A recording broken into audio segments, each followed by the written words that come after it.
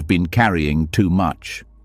The tension in your jaw, the racing thoughts, the heaviness in your chest you can't explain.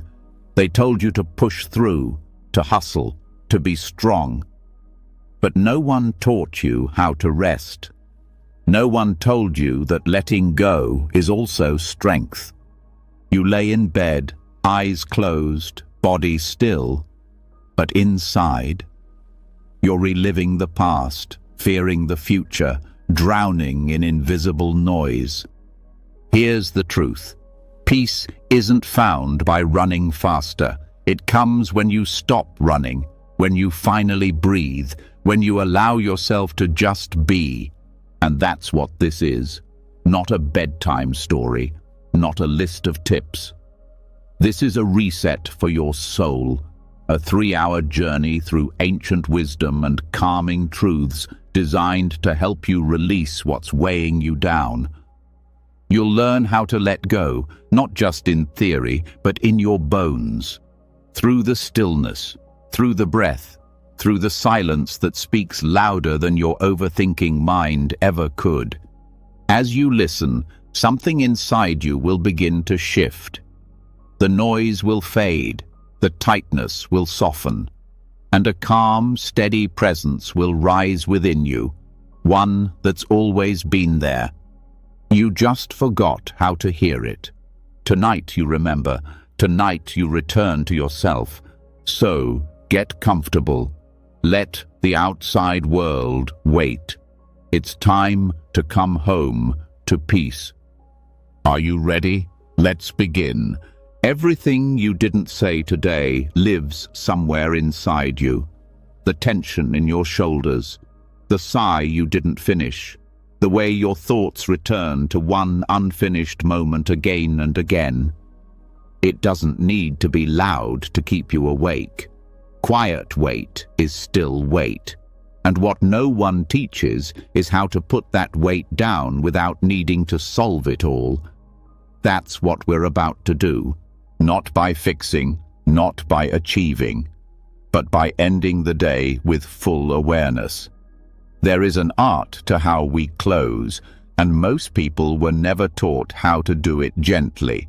That's where the struggle begins, when a day ends, but your nervous system doesn't get the message.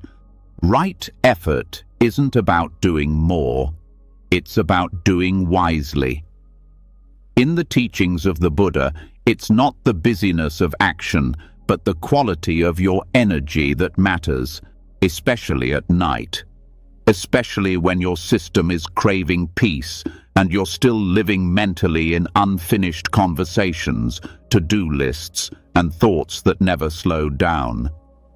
Right effort at night means letting go of the idea that the day needs to be tied up like a perfect ribbon. It means accepting that closure is not a perfect ending, it's an intentional one. There's a big difference. One tries to control every detail, the other allows space for truth. As the day fades, your body wants stillness, but your mind keeps refreshing. That's where effort becomes suffering. The false idea that peace only comes once everything is finished. But you'll never finish everything, and you were never meant to.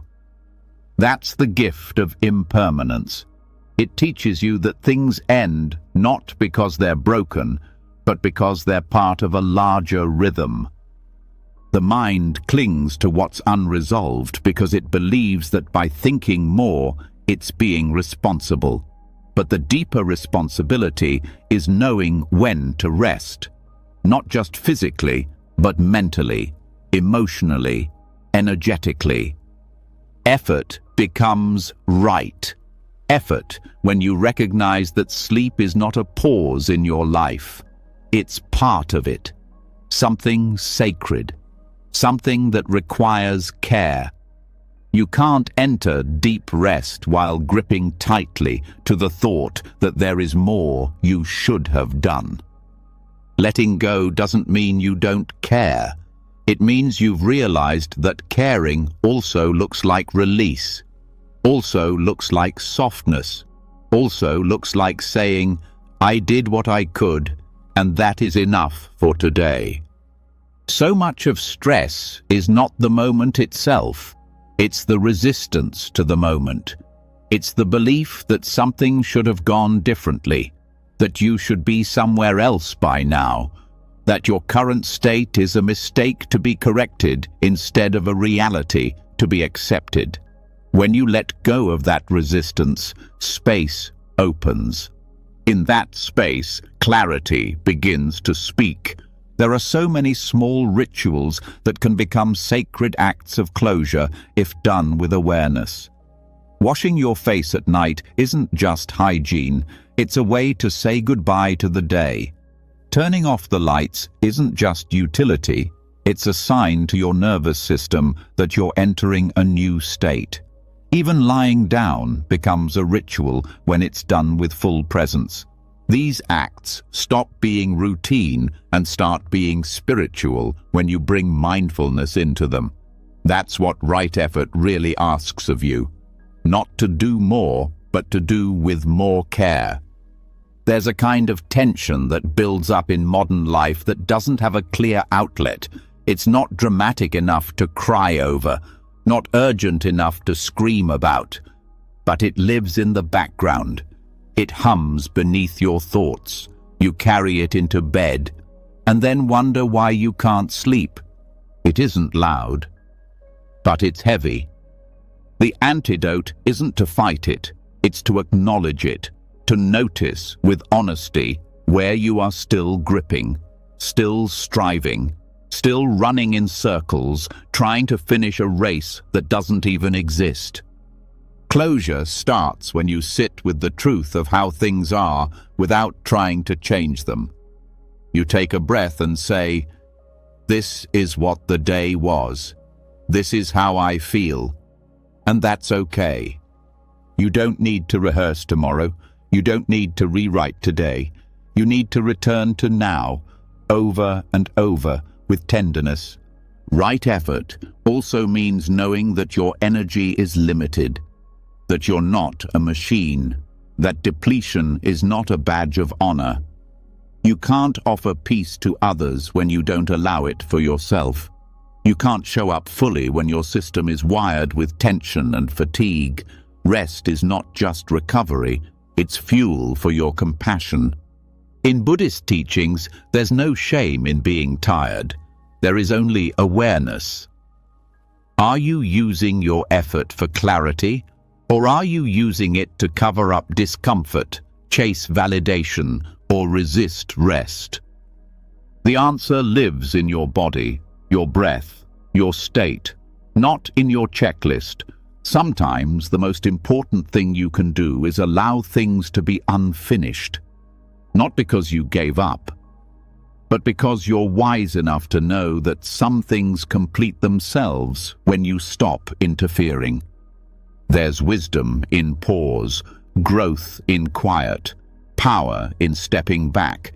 It's not about perfection, it's about sincerity. Maybe you didn't meet your goals, but did you show up? Did you try? Did you learn something? Did you care? That matters more than metrics. That's the kind of success your soul understands. As you let go of the day, allow a kind of gratitude to form. Not forced positivity, just simple recognition. Something in this day held you. Something allowed you to make it to this moment. Even if it was hard, even if it wasn't pretty. There is still value in what happened. And as the breath slows, you begin to feel how little effort is needed to rest when you no longer resist.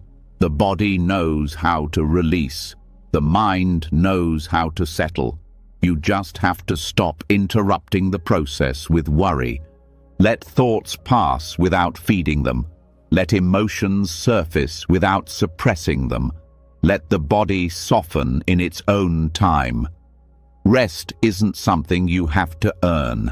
It's something you return to. It's always been yours. What makes closure hard is the fear that if you let go, you'll lose control. But you never really had control. You had choice. You had intention. And now you get to choose softness. Now you get to intend peace. The more you allow yourself to stop reaching, the more you feel what's always been within reach. A quiet stability, a rooted stillness, a sense that you don't have to try so hard to be okay. You already are. Right effort honors cycles. Just as there is time for movement, there is time for rest. Just as there is time for doing, there is time for being. When you try to carry daytime energy into nighttime stillness, you create friction. Closure is what smooths the transition. Letting the day go doesn't mean pretending it didn't happen. It means placing it down with care, saying, "Thank you, that was enough," and meaning it. Somewhere inside, you've already been waiting for this permission, not the kind that tells you what to do, but the kind that whispers, "You don't have to keep holding everything." And as you follow that voice, you'll notice your nervous system respond. Breath slows, shoulders drop, the space between thoughts grows wider, and peace moves in, not because you forced it, but because you made space. This is the heart of closure, not completing every task, but ending the day with intention, not ignoring what was difficult, but acknowledging it without clinging, not rushing toward the next thing, but fully arriving where you are. You are not late, you are not behind. You are exactly where you're meant to be, resting, releasing, restoring. Let that be enough. Let this be closure. Let now be the place you begin again. Letting go in the mind is one part of rest, but there's another layer, quieter, deeper, less obvious. It lives in your shoulders, your back, your stomach. It pulses behind your chest and rests in the curve of your neck. Thoughts can be reasoned with, but the body stores what words never could. This is where many get stuck. They speak about peace, but still feel unease. They meditate, but something inside still clings. Because you can quiet the mind and still carry unrest in your tissue, in your muscles, in the memory held beneath the skin. What the mind forgets, the body remembers. Long after an event has passed, the residue can remain. That residue has a name, samskara. It's the subtle impression left by every experience, every thought, every emotion not fully processed. Over time, these imprints accumulate. They shape how you react, how you hold yourself, how you breathe. They influence posture, sleep, digestion, and even the expression on your face. And while they may seem invisible, their effects are felt daily. Liberation begins when we learn how to let these patterns unwind. Not by pushing, not by controlling, but by tuning in. Bringing attention back into the body in a way that's gentle, clear, and present. It is not always dramatic. Sometimes it's so subtle that you barely notice it. A small tremble, a sigh, a shift in weight. A muscle you didn't realize had been clenched for years, finally softening. Mindful movement becomes the language of release. You're not stretching to become flexible. You're moving to become free. You're not breathing just to stay alive. You're breathing to send messages of safety. You're not sitting still for performance. You're resting so your body can speak. Each breath, each motion is a dialogue with the nervous system. When done with awareness, movement says, "I'm listening. You can let go now. You're safe." And slowly, the body begins to trust. For many, the body was once a battlefield, a place that had to endure, perform, hide, survive. So it learned to store, suppress, armor. Mindful movement teaches it a new way. It teaches presence. Presence tells the body, this moment is different. You are not where you were. You do not need to carry the past into now. Samskaras don't release all at once. They unravel in layers, and the body decides the pace. Some may open with a single deep exhale. Others may take years. What matters is your willingness to feel without rushing. Your ability to stay with what rises without turning away. You don't have to understand the story behind every imprint. You don't have to analyze every sensation. Sometimes all that's needed is attention. Compassionate, steady attention. Noticing where there's tightness, following where there's flow, allowing movements that feel intuitive rather than correct. There are gestures your body longs to make but has forgotten. Not the structured poses of exercise, but the natural instinctual expressions of presence. Rolling the shoulders slowly, letting the spine sway, rocking side to side, letting the jaw drop open for the first time in days, yawning fully without holding back. These are the body's ways of saying, I'm starting to feel safe again.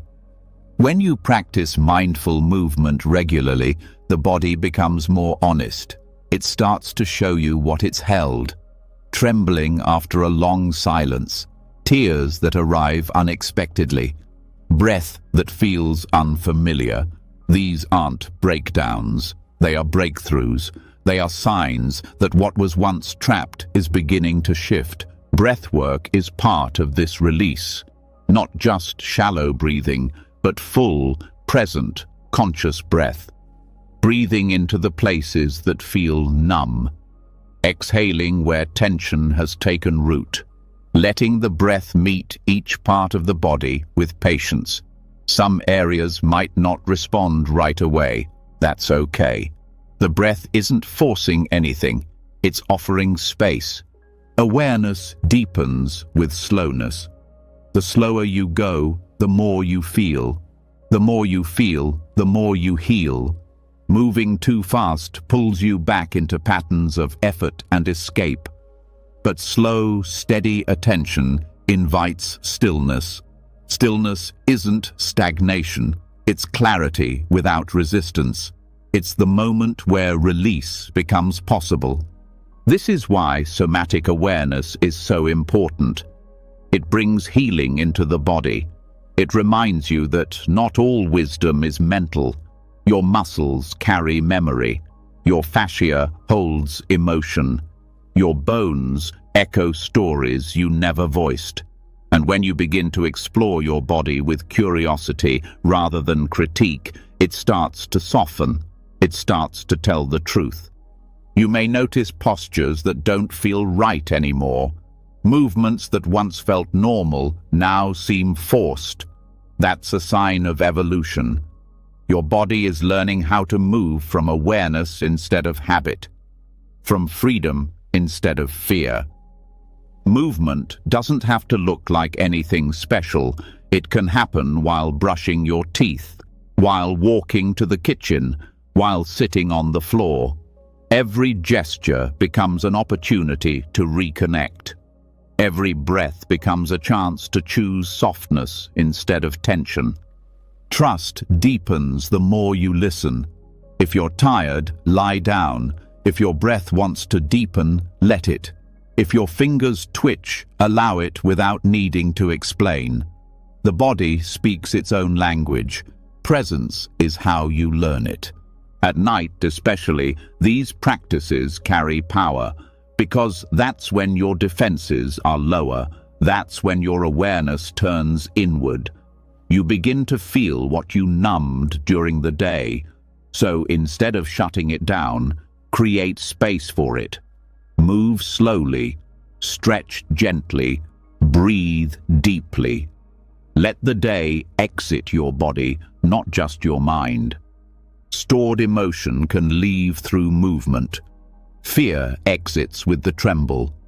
Sadness exits with the sigh. Anger exits with the release of tension. The more you move with intention, the more you allow the body to complete cycles it never finished. That's what trauma is, an incomplete process. Movement helps finish what once got stuck. There is wisdom in your spine, your hips, your gut, not symbolic wisdom, real, cellular knowledge. When you tune into it, you stop treating the body like a machine. You stop ignoring the parts that hurt. You begin to include them, to honor them, to ask, what do you need right now? That question alone can shift everything. Sometimes the body answers with stillness. Other times, it wants movement. The key is to respond with kindness. No demand, no performance, just truth. That is the core of healing, letting your body be fully honest without punishment. You were never meant to live only in your head. You were always meant to feel through your body. Your nervous system knows how to regulate. Your breath knows how to restore balance. You just have to remember how to trust them again. This isn't about becoming someone new. It's about becoming less burdened, less armored, less interrupted. The more you release, the more your natural state shines through. Calm, present, connected. That's what was underneath all along. Release is not dramatic. It's rhythmic, subtle. It builds over time, through repetition, through tenderness, through willingness to stay present with the discomfort until it shifts. And it always does. When you allow your body to express, something else opens too. Your heart, because they're connected. Stored pain in the body affects your capacity to feel deeply, to love fully, to trust again. And when that physical tension begins to dissolve, the heart softens. Relationships change. Self-talk changes. The way you see the world changes. This is why this practice is essential. It's not just for stress relief, it's for liberation. Liberation from old responses, old stories, old ways of being that no longer serve. Liberation that starts from within and ripples outward. And you don't need to be skilled. You don't need to know yoga or dance or anything structured. You just need to listen. Move slowly. Breathe. Stay present. That's enough. That's more than enough. Let this be your offering to yourself, not another thing to do, but a way to return to wholeness. Let it be sacred. Let it be personal. Let it be true. You deserve to feel what it's like to live in a body that isn't bracing itself. That isn't waiting for the next blow. That isn't holding on for survival. You deserve to live in a body that feels like a home. And that begins now, with one breath, one movement, one moment of letting go. Let the imprint dissolve, let the weight leave, let the presence deepen. You are not what you carried. You are who you become when you let it go. When the body begins to soften, the breath slows and your inner space clears. Something unexpected starts to happen. Thoughts rise, not chaotic ones, but old ones. Stories you've repeated, roles you've clung to, identities you've been wearing for so long you forgot you could take them off. It's quiet now, and in that quiet, they become loud. This is the moment where presence asks for something deeper than stillness. It asks for honesty. Not the kind you speak to others, the kind you whisper to yourself when no one is listening. The kind that's raw, that doesn't try to sound wise, that just tells the truth. Reverse journaling begins here. Unlike traditional journaling, where you list what happened or what you plan to do, this practice is about subtraction, Instead of tracking your wins or defining your goals, you let the page hold what you're ready to release. You don't chase the self you want to become. You meet the self you're done pretending to be. You write not to affirm, but to let go. This isn't about organizing thoughts. It's about excavating what weighs you down. Thoughts that loop endlessly. Beliefs that used to protect you, but now keep you small. Attachments that feel like comfort, but cost you peace. The Buddha taught that attachment is the root of suffering, that clinging, even to the good, leads to pain, because everything changes. And when we try to hold what is meant to pass, we suffer. Reverse journaling is the practice of setting those attachments down on the page so you can walk forward with less. It's not always obvious what you're attached to. That's why writing helps. The page reflects what you might not have noticed. A repeated phrase, a pattern of fear, a need to explain yourself. When you write without a filter, your unconscious reveals what you haven't had the space to say out loud. Start simple. You can begin with the phrase, "I release," and let your hand move. Don't judge what comes out. Don't pause to make it beautiful. Let it be messy. Let it be real. You're not documenting your life. You're clearing the space to live it. Maybe you release the idea that you have to be productive to feel worthy. Maybe you release the need to be understood. Maybe you release an old version of yourself who needed to survive in ways that no longer serve you. The power isn't in how well you write. It's in how deeply you feel what's written. This practice is like opening a valve. What's been trapped finally has a way out. You don't need to understand every word. You don't need to interpret every line. The act of writing is enough. It moves what's stuck. The more you write from release rather than achievement, the more you start to feel lightness. You begin to see how much of your stress comes not from life itself, but from the attachments you place on life. Expectations, titles, outcomes, roles, control. You write to unhook from these, and over time, something subtle shifts.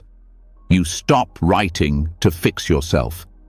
You start writing to meet yourself. You begin to notice the voices in your head that don't belong to you, the ones that sound like pressure, the ones that demand perfection. You put them on paper, you look at them, and you decide they no longer get to live inside you. This is not just emotional, it's physical. As you let go on the page, the breath changes, the tension eases, your body responds. Because letting go is holistic. You don't just release mentally, you release somatically, spiritually, even energetically.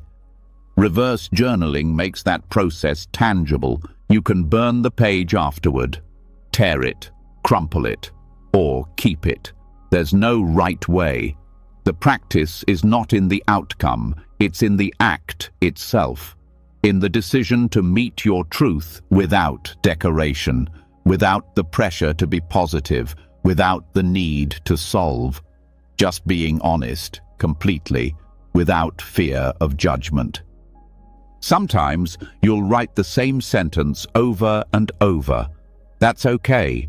Repetition is a sign of imprint. Some attachments are layered. They've lived in you for years. They don't dissolve in one moment. But each word is a crack in the armor. Each line is a breath of release. You'll notice over time that the voice on the page changes.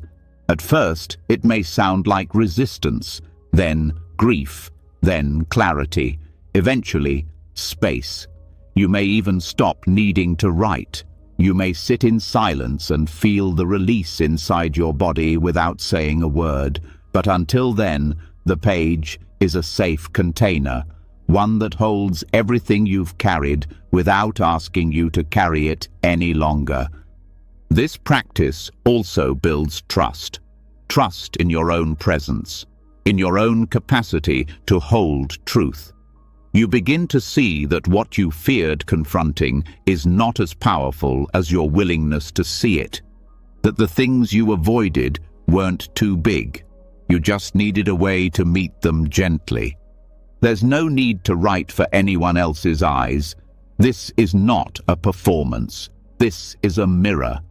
The more honest you are, the more free you feel. You may find that what you release changes daily. One night it's fear of being left. The next, it's pressure to be strong. Another time, it's the guilt of resting. The practice meets you where you are. It evolves with you. It reflects your inner world without editing it. Over time, you may begin to release things before they settle in. You'll notice when you're gripping. You'll feel the impulse to control and choose to soften instead. Writing becomes less of a task and more of a ritual, a way to return to center. And you don't need long. Sometimes a few minutes is enough. A few lines that clear the fog. You don't need to write an essay, just enough to hear yourself without noise. This is not journaling for planning. This is journaling for emptying, to create space, to feel less full of things you never meant to carry. And once that space is open, something new can enter. Insight, clarity, calm. You don't have to try to create these. They arrive naturally in the absence of clutter. There's something powerful about giving form to what was once formless. A thought held inside feels heavy. A thought written down feels seen. And what is seen can move. What is acknowledged can change. You may notice a pattern of attachment to outcomes, wanting things to go a certain way, feeling safe only if the future looks how you imagined. Reverse journaling helps you loosen that grip, helps you realize that you can still care without clinging. That freedom doesn't mean detachment from life, it means detachment from fixation. Some nights, the release is quiet. Other nights, it's emotional. Both are valuable. Both are real. There's no better or worse. There's just presence or absence. And you always have the power to return to presence. Write without goals. Write without purpose.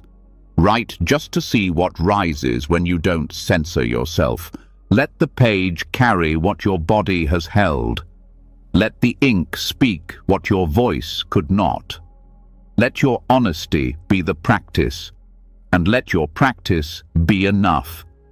Because you are not what you write. You are the space that holds it, the presence that observes it, the awareness that sees without judgment. And the more you release, the more you return to that spacious self, the part of you that is not burdened, that is not striving, that is simply here.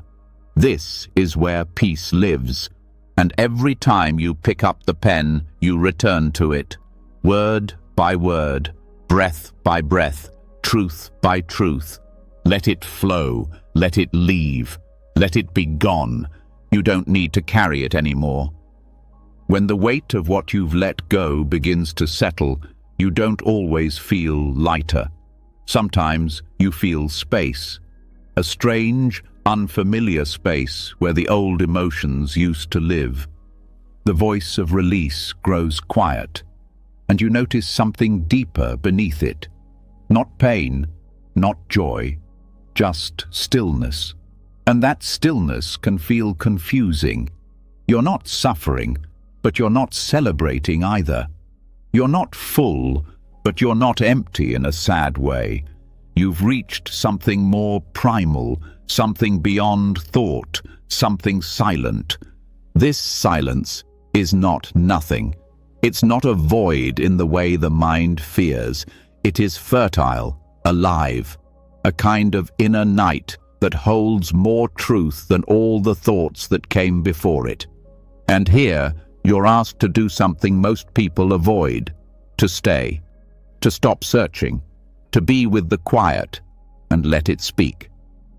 This is where the practice of honoring darkness begins. In daily life, darkness is seen as something to fix, escape, or illuminate. Light gets all the praise, the brightness of answers, the clarity of knowing, the comfort of direction. But in many wisdom traditions, darkness is not the enemy. It is the mother of light, the container where all new things are born. In Buddhist teachings, this is known as shunyata, emptiness not as lack, but as possibility. This emptiness is the canvas where the self is undone, the noise dissolves, and insight quietly rises without effort. Most people fear darkness because it threatens identity. It holds no mirrors, no reinforcement, no tasks to prove worth. It strips away what's external and leaves only the presence that remains when the masks are gone. That kind of quiet isn't passive, it's radical. It asks you to rest without distraction, to sit without knowing, to breathe without control. At first, it may feel uncomfortable.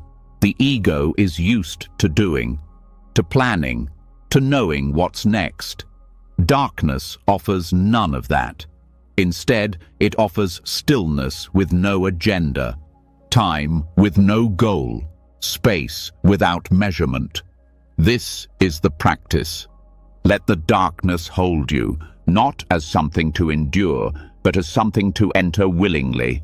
Let yourself notice what arises in the absence of stimulation, without the phone, the task, the sound. In that absence, deeper things become visible. You notice your thoughts slowing. You notice your breath as it actually is, not as you want it to be. You notice the pace of your heart, the weight of your body against the bed or floor. You return to reality, but not the external kind, the internal kind, the one that doesn't change with the headlines or your inbox or your schedule. This kind of darkness has its own intelligence. It reveals things gently, not through concepts, but through sensations, flashes of insight that don't come from thinking, but from listening, from sitting in the unknown long enough to feel what lives there. It is here that clarity begins, not all at once, not with fireworks, but with quiet certainty, the kind that doesn't explain itself. It doesn't arrive with language. It arrives with presence, with depth, with the sense that something has shifted, even if you don't yet know what. The human mind resists this. It wants categories, answers, light it can hold in its hand, but the truths that matter most often rise from darkness. They emerge like roots, hidden but strong. They reshape how you move, not with force, but with depth. Honoring darkness means allowing space for not knowing, not rushing to explain, not needing to define. It means stepping back from your own storyline and being with whatever is there. That includes the parts of you usually edit out, the grief that hasn't spoken, the ache with no name, the questions with no answers. These are not problems. They are part of the terrain. They are signs that you are real. Silence is not the absence of meaning. It is the absence of noise. And from that quiet, meaning has room to arise naturally without being forced. There's wisdom in closing your eyes at night and not immediately filling the space. Let your mind rest in the dark. Let your thoughts slow without trying to control them. Let the quiet deepen. This quiet is not emptiness in the way the world defines it. It is fullness in disguise. In Buddhist thought, shunyata is not void. It is the space in which all potential exists. It's the field where you can release your grip and know that what matters will remain. The practice of honoring darkness is not dramatic. It's subtle. It asks you to sit with the absence of feedback. No one is watching. No one is grading. You are alone with your awareness. And what you find there is what you truly are when nothing is performing. Stillness is not stagnant. It's transformative. But only if you stay long enough to feel it. That feeling is not always peace. Sometimes it's discomfort, restlessness, boredom, the mind grasping for something to do. That's okay. Let it grasp. Watch it without following. Over time, even the grasping quiets. And what's left is space, not empty space, sacred space. This is not about transcending or floating away. It's about dropping down, grounding into a presence that doesn't change with emotion or thought, a self that doesn't need decoration, a state where you don't have to prove anything. When you allow yourself to rest in darkness without trying to fix it, you begin to feel safety that doesn't depend on light, that doesn't depend on mood, that simply is. This kind of presence makes you resilient, not in a hard way, but in a quiet, stable way. You become someone who can sit through anything, not because you don't feel, but because you've made peace with not needing to escape. Insight arises not when you chase it, but when you stop grasping. It rises from quiet, from inner stillness, from space. The more you allow space to exist without needing to fill it, the more you begin to feel clarity where there used to be noise. You stop reaching for the next answer. You begin to rest in the question itself, and eventually that question softens. It stops demanding a conclusion. It becomes a doorway instead of a wall. Darkness becomes not a place to fear, but a place to return to. A place where truth speaks without needing words. A place where the layers fall away and what's left is real. The mind wants to label. This is bad. That is good. This is useful. That is waste. But the wisdom of darkness teaches you that meaning is not always immediate, that what seems useless can become vital, that what feels empty can be the source of everything. This is why stillness is a teacher, not loud but true, not flashy but deep. When you sit in darkness long enough, you realize you are not alone there. You meet a deeper part of yourself. The one who does not need to be seen to be whole, the one who does not need approval to feel enough. That part of you was never gone. It was just buried beneath the brightness. Let the dark hold you, not as a problem, but as a companion. Let yourself dissolve into the silence and find that something is still here, something that doesn't move when thoughts move, doesn't shake when emotions shake, that something is you, that something is presence, that something is the foundation from which real insight can grow. You don't need to light every corner of your mind. Some parts are meant to rest in shadow. Some truths bloom in quiet. Some strength is built not in effort, but in surrender. So surrender to the stillness. Honor the space, trust the darkness, not because it's dramatic, but because it's real. Stay with it long enough, and you'll find it's not empty after all. It's full of everything you forgot to feel, everything you never had time to process, everything you pushed aside to keep going. And when you meet those things without flinching, they soften, they transform, and you do too, because darkness isn't here to scare you. It's here to show you what remains when everything else fades. And that is where real clarity begins. When you've sat long enough in the quiet, when you've allowed the darkness to hold you without judgment or resistance, something changes. You begin to sense that you're not falling apart. You're falling into place. The grip loosens, the striving fades, and what's left is a still awareness that feels strangely familiar. Not the kind of awareness that thinks, the kind that watches gently, knows quietly, waits without rush. From that space, your relationship to night begins to shift. The hours ahead are no longer a blank void of unconscious sleep. They become a continuation of practice, a new canvas for awareness, a softer field where seeds can be planted without distraction. Sleep becomes a gateway, not an escape. This is where dream rehearsal begins.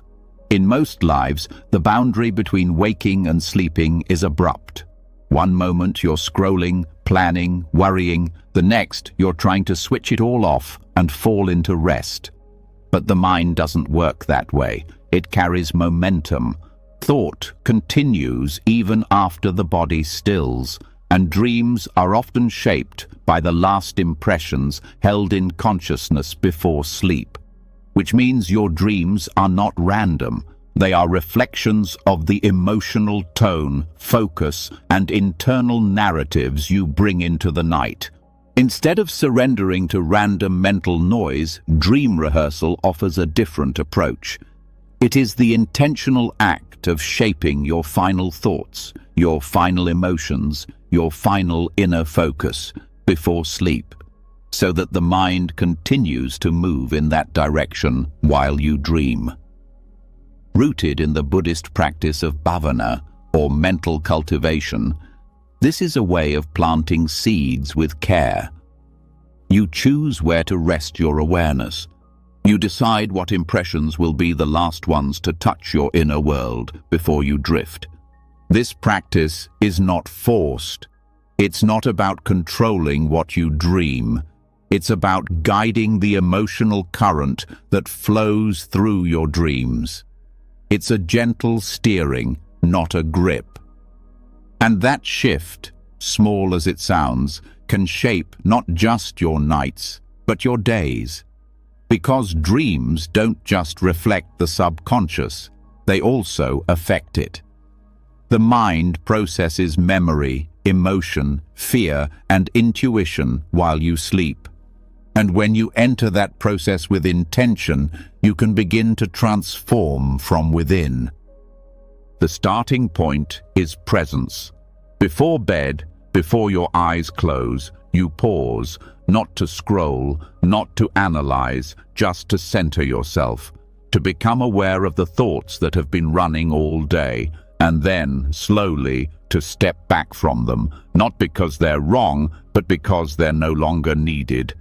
Next comes emotional alignment. Ask yourself what emotion you'd like to carry into the night. Not what you're feeling right now, but what you want to cultivate. Peace, forgiveness, gratitude, courage. You breathe into it. You hold it gently in the heart. You don't force it. You simply invite it. You let it begin to color the space inside you. Then you bring your attention to a theme. It could be a question you're holding, a quality you want to understand more deeply, a relationship you'd like to heal, a fear you're ready to release. You don't try to solve it. You simply hold it with presence. You let the question rest in your awareness like a candle, soft, unassuming, and you trust that the dreaming mind may move toward it in a way that your waking mind cannot. If this is new, it may feel subtle. You may wonder if anything is happening, but the work is internal. It doesn't need validation. Over time, the practice begins to reshape your inner rhythm. You begin to notice that dreams carry more meaning. You may wake with insight that wasn't there before. You may feel lighter, more resolved, even without clear reasons. That is the fruit of mental cultivation. Some people choose to write before sleep. A few words to ground their focus, a sentence of what they're releasing, a reminder of the quality they want to grow. The act of writing helps set the intention in place. Others speak a phrase aloud, a mantra, a wish, a prayer. Even a whisper is enough. What matters is sincerity, not complexity. You may also visualize, not to force imagery, but to gently evoke it. A place that feels safe, a symbol of healing, a face that carries kindness. You hold it in your awareness with tenderness, letting it settle into your consciousness like a gentle imprint. Not a story, just a feeling, a tone, a direction. Bhavana is not about suppressing thought. It's about redirecting energy. It's about choosing what grows inside you. And in this case, it's about choosing what you sleep with, not physically, but emotionally and mentally. Over time, this becomes less of a technique and more of a rhythm. Your nights become less reactive, less random, more aligned with your deeper self. Dreams begin to feel like conversations with your own unconscious, not chaotic but insightful, not jumbled but strangely wise. And even when dreams are challenging, they don't shake you as much, because you've entered the night with grounded awareness. You're not at the mercy of your mind's debris, you're actively tending to the garden of your sleep. This practice also builds relationship with intuition.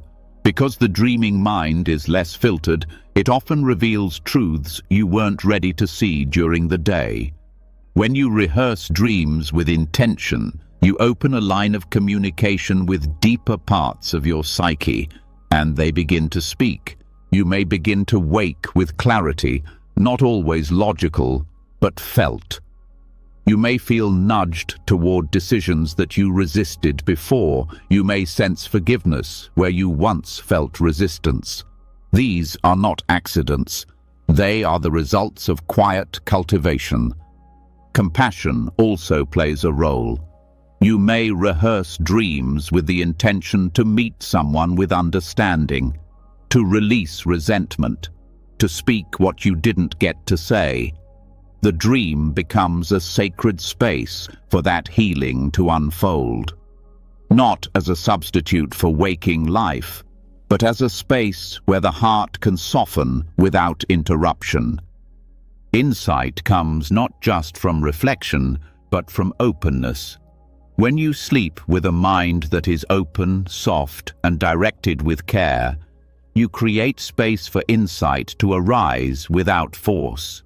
Dreams can carry messages, images, symbols that speak louder than words, and the more present you are before sleep, the more clearly you hear them. This is not about controlling sleep. It's about meeting sleep as a partner, a sacred transition, a space for transformation. And even if you don't remember your dreams, the practice still works. The mind processes in layers. What you plant before sleep affects how you wake, your mood, your thoughts, your energy. The deeper self is listening, always, even when you don't consciously hear it.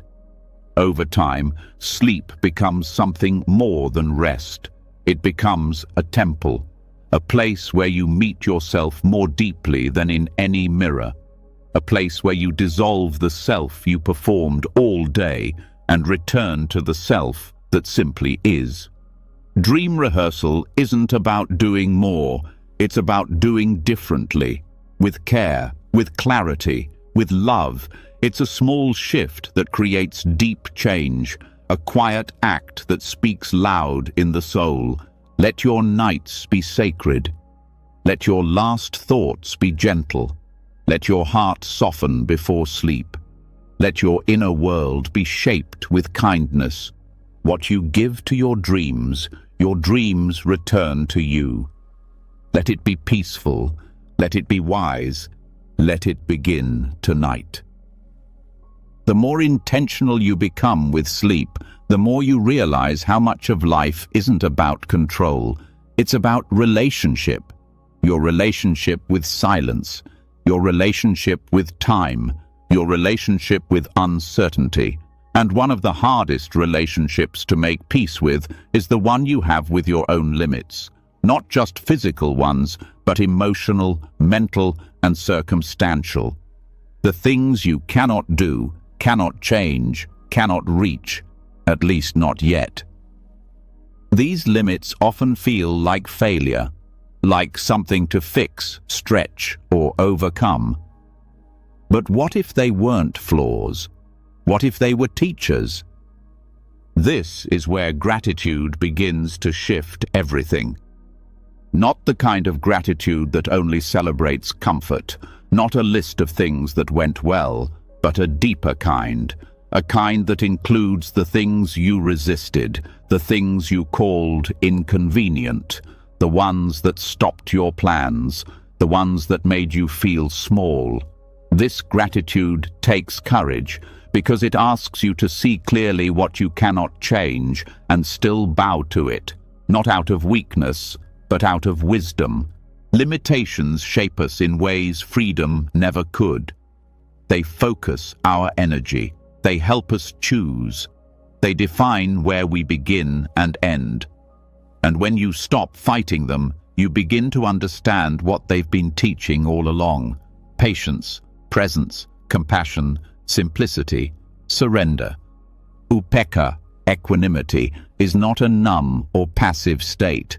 It's the peace that comes from full acceptance, not resignation, not defeat, but a kind of knowing that all things rise and pass, including your limits. Even boundaries are impermanent.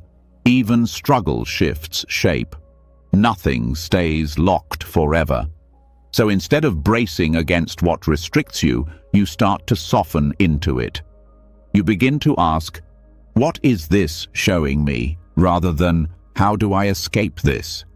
Limitations reveal the truth about your needs.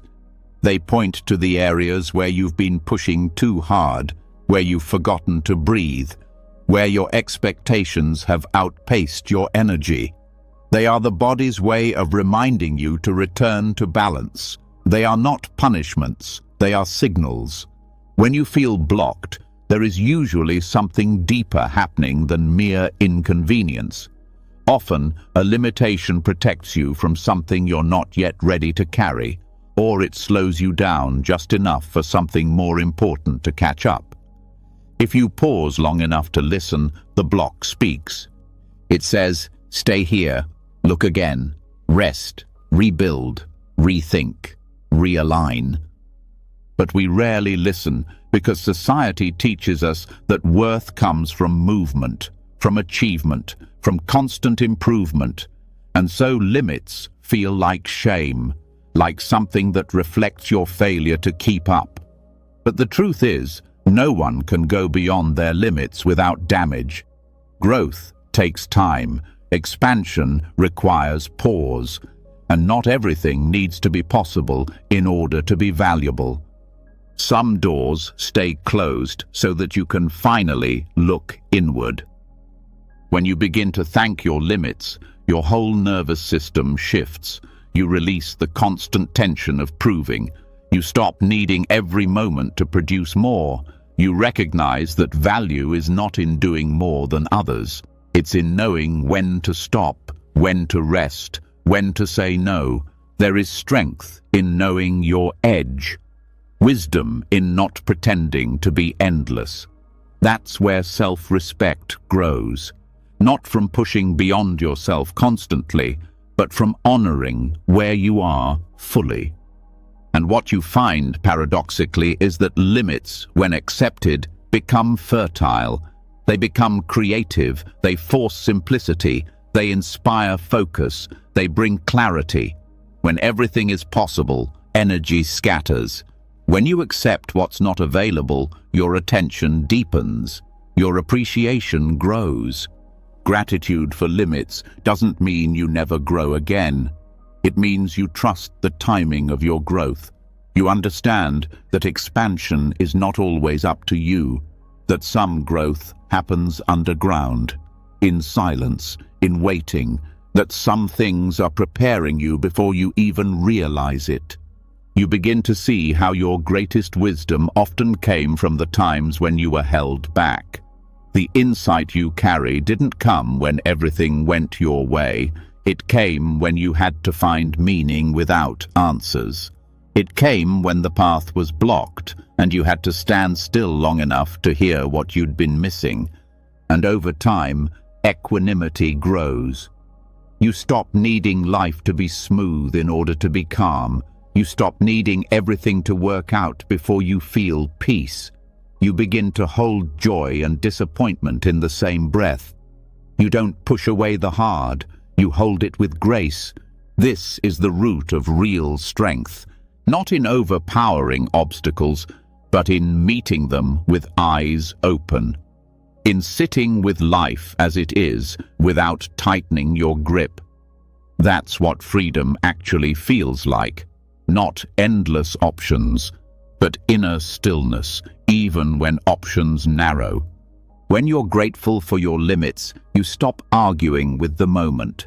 You stop needing it to be different in order to feel okay. That's not giving up, it's waking up. And from that wakefulness, new kinds of freedom appear. The freedom to rest, the freedom to say no, the freedom to choose with care, the freedom to be fully where you are without apology. Gratitude brings ease, not because it fixes what's hard, but because it shifts how you relate to it. You stop seeing yourself as a victim of circumstances. You start seeing yourself as a participant in a sacred unfolding. You stop waiting for the right conditions to feel whole. Wholeness includes edges, it includes walls, it includes pauses. You don't need to break through everything. Sometimes you just need to notice what's already here. Even pain can be met with thanks, not for the suffering itself, but for what it reveals, for what it softens, for how it humbles and sharpens you. Gratitude doesn't make pain disappear. It gives it meaning. It turns discomfort into insight, scarcity into presence. Limits slow you down enough to savor. When you can't do everything, you start to notice what matters. When you can't move fast, you start to feel what you were rushing past. Gratitude says, even this has a place. Even this is part of the path. Even this is enough. And when you see that clearly, when you meet your life with open arms instead of clenched fists, something shifts. The mind quiets, the body loosens, the heart rests. This is what equanimity looks like in daily life. You stop resisting every stop sign. You start listening. You begin to see that not getting what you want is not always a loss. It's a redirection, a recalibration, a hidden grace. Limits remind you that you are human, and being human is not a flaw. It's a doorway into compassion, for yourself, for others. Everyone is limited in some way. Everyone is doing their best with what they have. When you accept your own edges, you become gentler with theirs.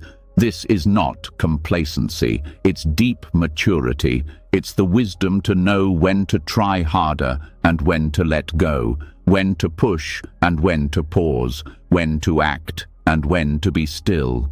And in stillness, gratitude deepens. You begin to thank the quiet, the not yet, the not now. You begin to find beauty in what's incomplete.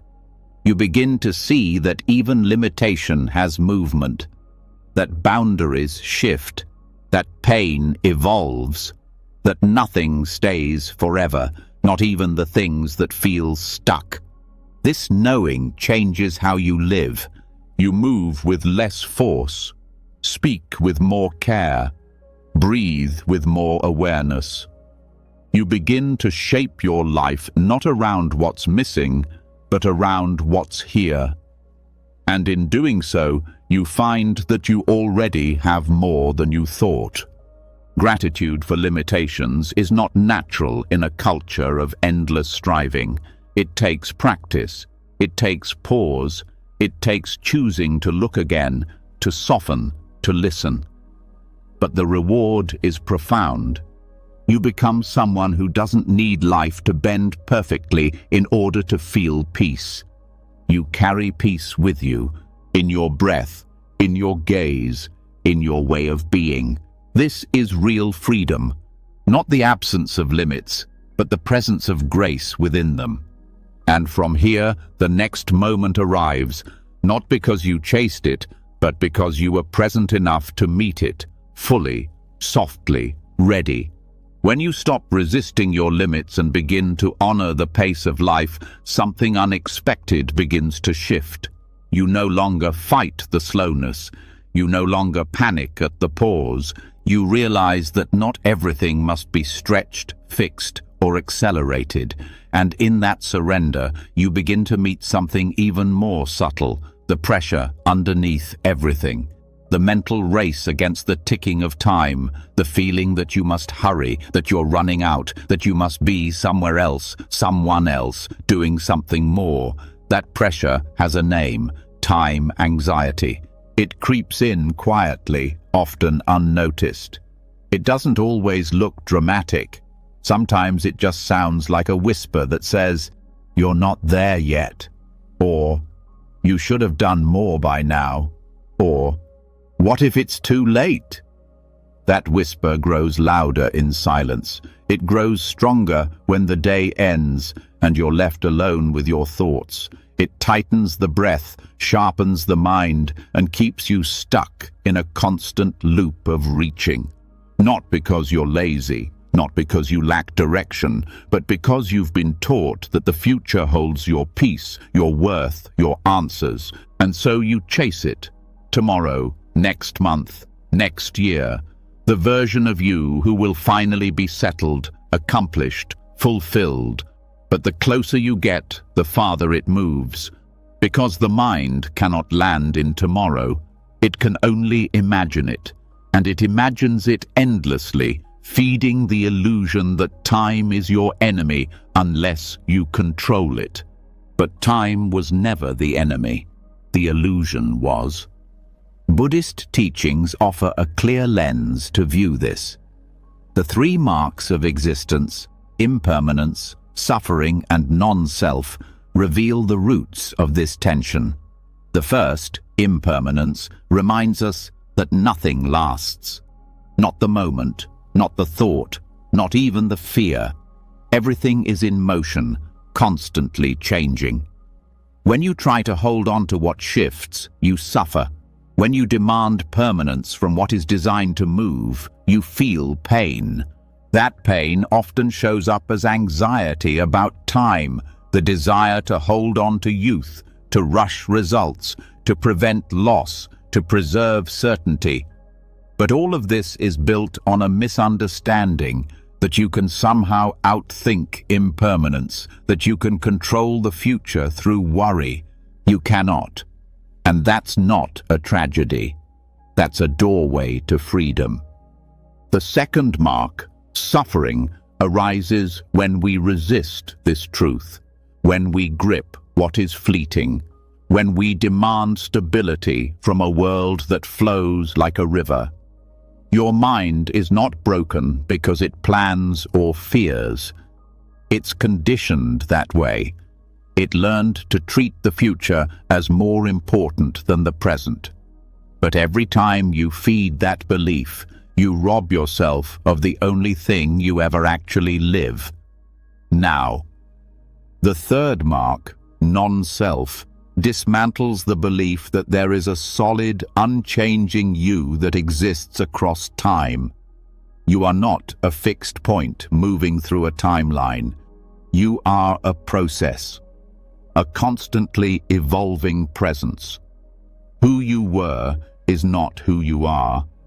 Who you are is not who you'll become. And even that future self is not more real than the breath you're taking now. Time anxiety lives in the belief that your value increases the more you achieve in less time. But value doesn't live in urgency. It lives in awareness, in presence, in the quality of attention you give to each moment. The pressure to move faster, to get more done, to plan everything perfectly, is built on the illusion that life is a race with a finish line. But there is no finish line. There's only the ongoing experience of being here. You don't win life by hurrying, you miss it. The irony is that the more you try to control time, the more it controls you. You rush through joy, you delay peace, you base your self-worth on imaginary deadlines, and slowly you disconnect from the very life you're trying to make meaningful. Freedom doesn't come from better time management. It comes from stepping out of the trap of time altogether. Not by ignoring the clock, but by relating to it differently. Time is not your master. It is a measure, that's all. You are not late. You are not behind. You are here. Anxiety thrives on imagined futures. Presence dissolves it. Because in presence, there is no room for the stories of what might go wrong. There is only the simplicity of breath, of body, of now. That is the only moment that ever unfolds. That is the only place where peace can live. Letting go of time anxiety doesn't mean becoming careless. It means becoming clear. It means noticing when your mind pulls you away from the present and gently returning, again and again. Not because the future is bad, but because it isn't real, not yet. The only place to shape your future is here. Every time you pause, every time you breathe deeply, every time you slow your step, you are breaking the spell. You are reminding your system that peace is not later. It's already available. You just have to stop running past it. This kind of slowing takes courage because the world praises urgency. It tells you to hurry up and fix, accomplish, climb, but stillness offers something different. It gives you your life back. Not the fantasy of what it could be, but the truth of what it is. That truth is where real change begins. When you stop rushing to escape discomfort, you meet it with awareness. When you stop chasing ease in the future, you begin to cultivate it now. You learn to sit with what is, without waiting for it to change. And that changes everything. Because the mind that's fully present doesn't fear time. It doesn't measure worth by hours or years. It sees clearly that the past cannot be fixed and the future cannot be known, and that both are just thoughts, projections, not places. Your breath is not in tomorrow, it's here. Your peace is not in later, it's here. The more you anchor yourself in this knowing, the less you fall into the old pattern of reaching. You stop needing to be somewhere else to feel okay. You stop needing to have everything figured out. You stop delaying life. Time becomes soft, spacious. It stretches around you instead of pushing you forward. You begin to feel that you have enough, even if nothing has changed on the outside. Because inside, you've let go of the demand to be somewhere you're not. Let that be your practice. Not to stop planning, but to stop worshipping the plan. Not to ignore time, but to stop believing that time defines you. Let presence become more important than productivity. Let awareness matter more than achievement. In that space, suffering loosens, fear quiets, and the self, no longer gripped by future or past, begins to dissolve into something wider, something deeper, not a story, not an identity, but a living experience. The present moment becomes enough, not because you forced it to be, but because you stopped measuring it and started living it. When the mind finally stops racing forward, when you've let go of the pressure to arrive anywhere else, a new kind of space begins to open, quiet, unfamiliar, soft. At first, that space can feel strange, even empty, but slowly, with patience, it starts to speak, not in words, but in feeling, not in ideas, but in resonance.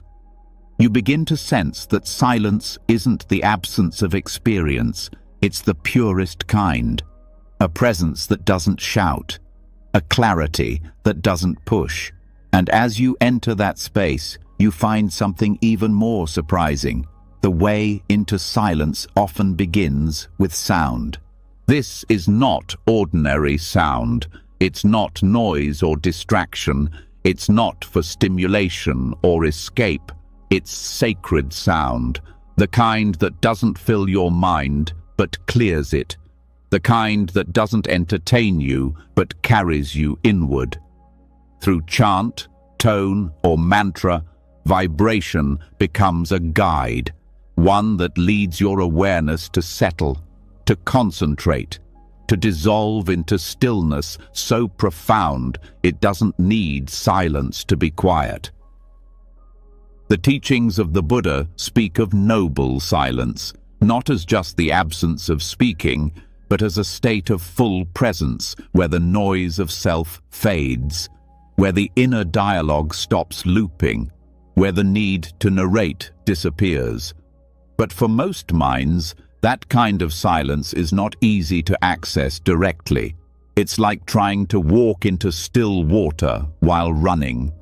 Sound becomes the bridge, a way to meet the mind where it is and walk it toward the space where it can rest. Mantra is one form of that bridge. A simple phrase or sound, repeated not with tension but with rhythm, begins to slow the mind's movement. It doesn't try to overpower thought, it simply offers a steadier pattern. As the mantra repeats, thoughts begin to soften, the nervous system shifts, focus deepens, the body relaxes. It becomes easier to stay with the moment because the sound becomes the anchor, and it's not about the meaning of the words, it's about their resonance, their tone, their cadence. Ancient languages like Pali or Sanskrit were designed not just for speaking, but for vibrating through the body. Each syllable carries subtle impact, not mental, but energetic. The sound enters through the ears, but settles deeper. It touches places the intellect cannot reach. Chanting functions in a similar way, not as performance, but as practice. When done slowly, with full presence, it becomes a doorway to stillness. Your own voice becomes the tool that carries you into deeper awareness. Each note becomes a breath. Each phrase becomes a step toward quiet. This is why sacred sound is used not to fill space, but to clear it, to strip away the layers of mental noise, to replace chaos with rhythm, restlessness with repetition. It's not about volume or melody, it's about connection. When you chant or listen with full attention, you are not trying to get somewhere. You are being exactly where you are, completely. The paradox is that sound, when used with intention, doesn't disturb silence. It reveals it. Because silence is not the absence of vibration, it's the space that allows vibration to exist. It's the vastness behind the sound, the awareness that hears it without attachment. Tonal chanting deepens this process. Certain tones resonate not just with the ears, but with the body itself. The chest vibrates, the throat opens, the belly grounds. These are not abstract ideas. These are lived sensations, felt directly. As the sound hums through you, it brings your awareness out of thought and into the body, out of narrative and into now. You may begin with the sound, but eventually the sound becomes background. The vibration lingers. The repetition fades. And what remains is presence. Silence, not as emptiness, but as fullness without form. Sacred sound also teaches you to listen differently, not just to external sound, but to the subtle tones within you, the hum of your own breath, the faint ring of awareness, the rhythm of your heartbeat. These are not distractions, they are invitations. When you listen deeply, even your body becomes part of the practice. The deeper you listen, the less you need to add. You begin to see that silence is not a lack of sound, it is the absence of resistance. It is the space where sound and stillness merge, where you are not trying to control the experience, only meet it. This meeting is what dissolves separation between sound and silence, between self and awareness, between effort and ease. The mantra may fade, the chant may end, but the resonance remains inside you, around you, through you. Some traditions use a single syllable like Om or Aham or So Hum. These are not decorations. They are keys. They vibrate in alignment with breath, and when repeated slowly, they entrain the mind. Thought loses its grip. The need to fix, to chase, to grasp begins to release. The voice becomes less about identity and more about rhythm, and eventually even that rhythm quiets. You are left not in absence, but in presence so complete it needs no words. This is noble silence, not blankness, not withdrawal, but awareness without commentary. You begin to feel that silence itself is a sound, the soft hum beneath everything, the vibration of being, and you no longer need to reach for it. It is always here. Sacred sound just reminded you how to hear it, and even when life gets loud again, you carry that stillness. You remember how to return. A single breath, a simple tone, a quiet chant whispered inward. And there it is again, the silence, not forced, just revealed. Because the deepest silence was never the absence of sound. It was the quieting of self. And in that quiet, everything is clear, everything is enough, everything belongs. When the sound fades, but the clarity remains, something profound is revealed. You begin to notice the space that held it all, the silence that was never truly empty, only quiet enough to let you see. And as your mind grows still, your awareness no longer clings to labels, explanations, or thoughts. The inner need to name, to narrate, to wrap everything in language begins to loosen. What rises next is not a thought, it is presence. Soft, steady, undivided, and it brings you face to face with a kind of knowing that cannot be spoken. This is where wordlessness begins, not as a lack of expression, but as the release of inner commentary, the dropping of mental scripts, the choice to experience without dividing everything into concepts. This is the practice of bare attention, sati in its truest form. It is a way of being with what is, without adding, without removing, without turning it into anything else. In daily life, the mind constantly names what it encounters. It splits the world into categories: good, bad, right, wrong, mine, not mine. It wraps experience in language and belief. This constant stream of labeling is called papanka, mental proliferation. It multiplies thought unnecessarily, creates tension where there is none, and turns what is simple into what feels overwhelming.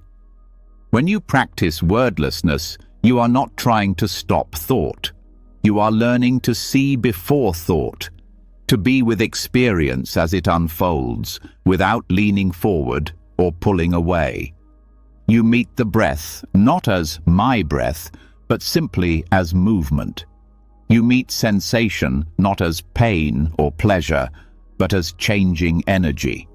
You witness sounds, emotions, and thoughts themselves, not as problems, but as ripples in the field of awareness. This kind of awareness does not grasp. It does not judge. It does not compare. It rests in what is, with full presence and no need to explain. It may sound subtle, but its effect is powerful, because the root of stress is often not the experience itself, but the story you tell about it. The commentary, the argument, the internal resistance. When you set aside the need to narrate, tension begins to dissolve. What remains is contact, direct, vivid, and real. This is not spacing out. It is the opposite. It is being so present that you don't have time to label. You feel before thought moves in. You return to a kind of innocence, the same awareness you had before you knew how to name a tree or a sky. Not because names are wrong, but because they filter reality, and sometimes reality simply needs to be seen. The practice begins with stillness. Not forced stillness, but a quiet willingness to stop chasing. You sit, you breathe, and you observe. When a thought arises, you notice it, not with judgment, but with clarity. You don't follow it, you don't push it away. You let it come and go like a cloud moving across the sky, and then you return, again and again, not to an idea, not to a belief, but to awareness itself. This awareness has no name. It is not you in the personal sense. It is not your personality or your history. It is what sees, what hears, what knows. It cannot be described, only recognized. When you abide in this awareness, the inner noise begins to fade. The opinions lose their grip. The urgency quiets. You stop needing to shape experience into something you can explain. You stop needing every moment to make sense. And in doing so, you begin to touch peace. Not the peace of everything being perfect, but the peace of not needing it to be.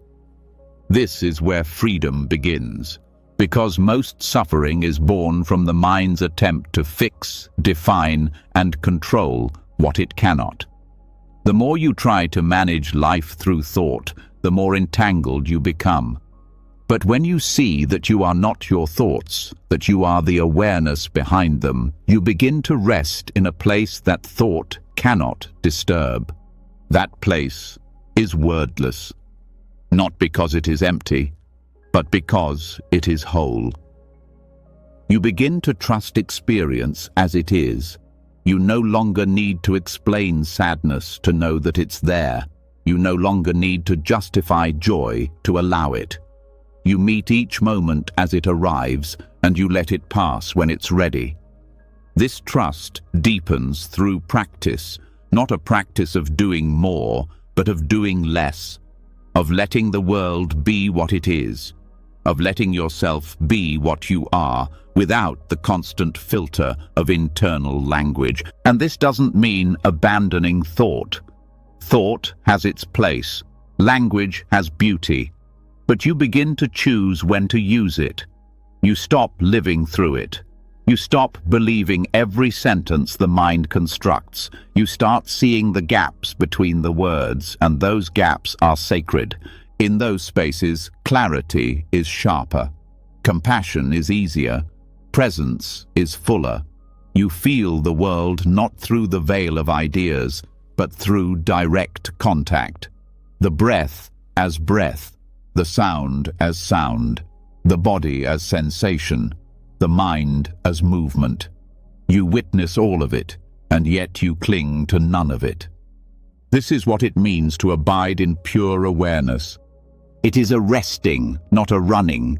It is a stillness that includes everything, even change. It is a space that holds the mind's chatter, but is never disturbed by it. And in that space, you begin to feel deeply what it means to be free. Free from mental storylines, free from the compulsion to define, free from the constant inner conversation about who you are, what you want, what you need to become. You begin to see that none of that was ever real. It was only language, useful sometimes, but not the whole truth. The whole truth cannot be said. It can only be seen, felt, known in silence. And when you live from that knowing, you stop reaching, you stop defending, you stop grasping for the next identity or idea to hold.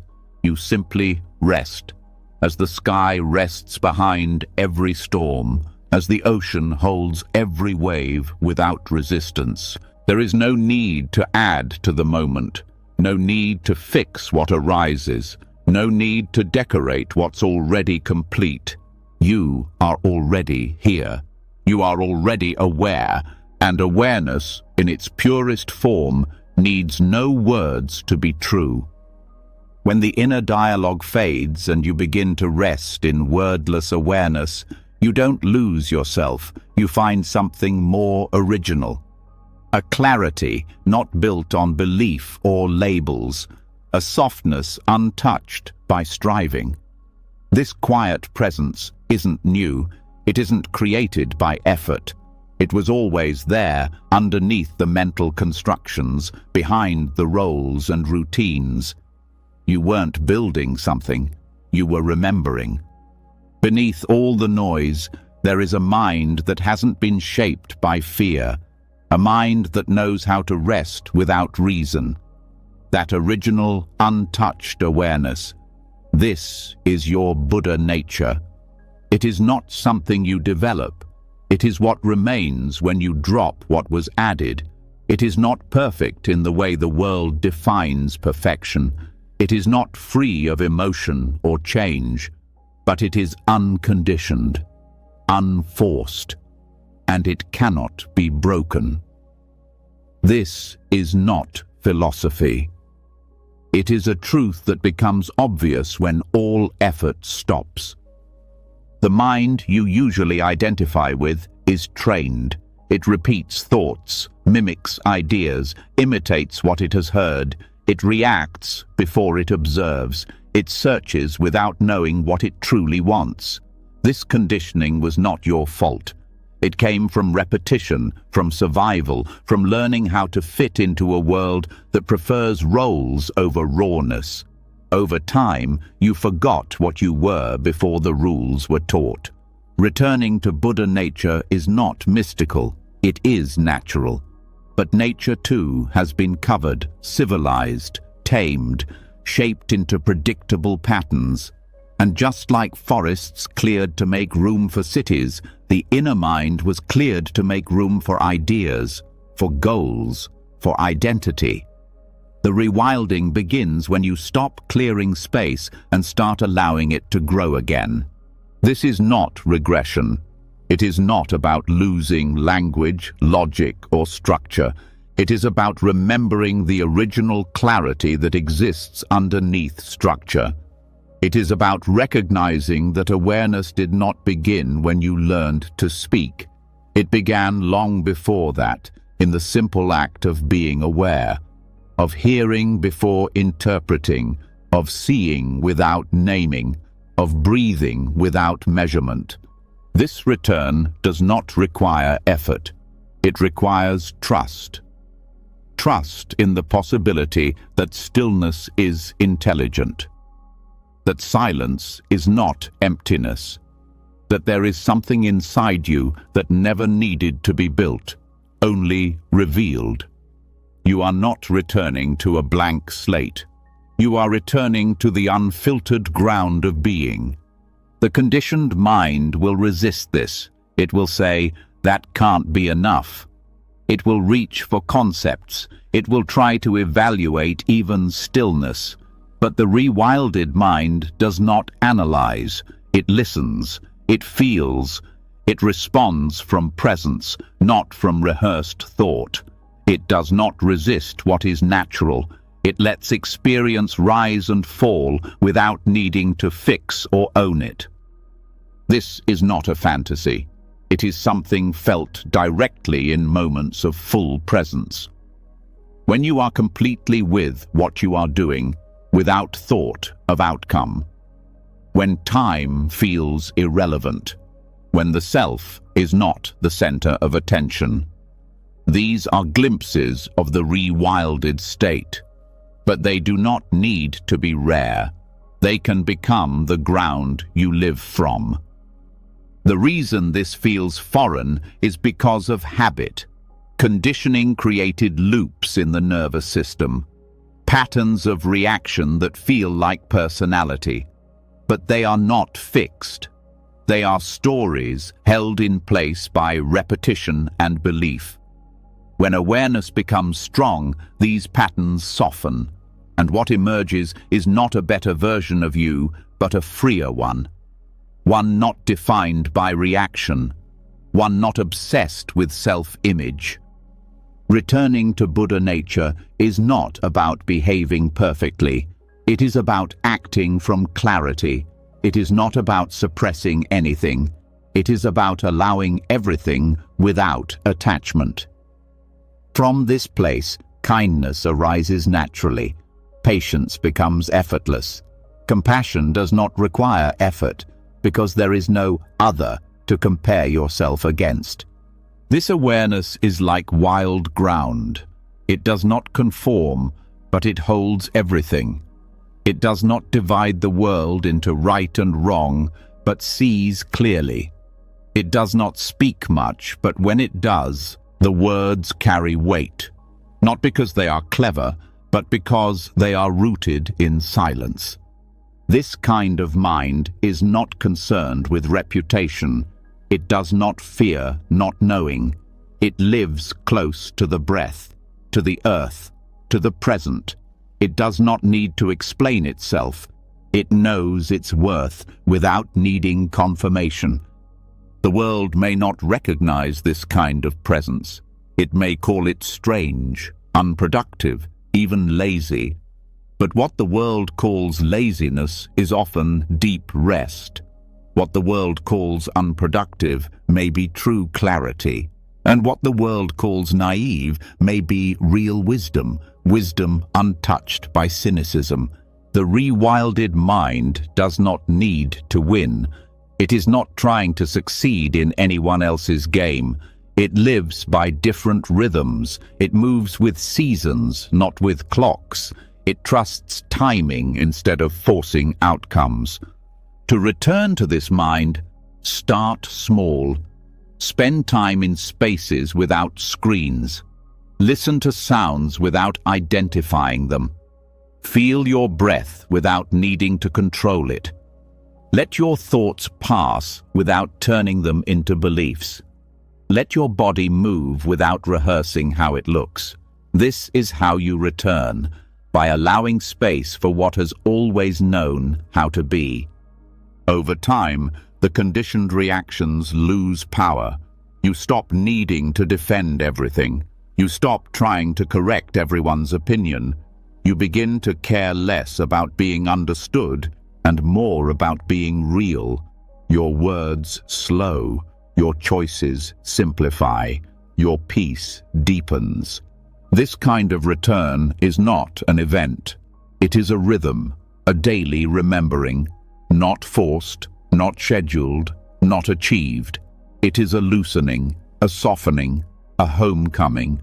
And as you continue to return, you notice you need less approval, less control, less complexity. What once felt essential now feels heavy, and what once seemed ordinary, like breath, stillness, sky, feels sacred again. You don't need to fight your conditioning. You only need to stop feeding it. Stop rehearsing the old scripts. Stop believing every reaction is a truth. Stop performing a version of yourself that feels distant. Allow wildness, allow presence, allow stillness to guide you back to what never left. This is not spiritual performance. This is your original nature. It was never broken. It does not need improvement.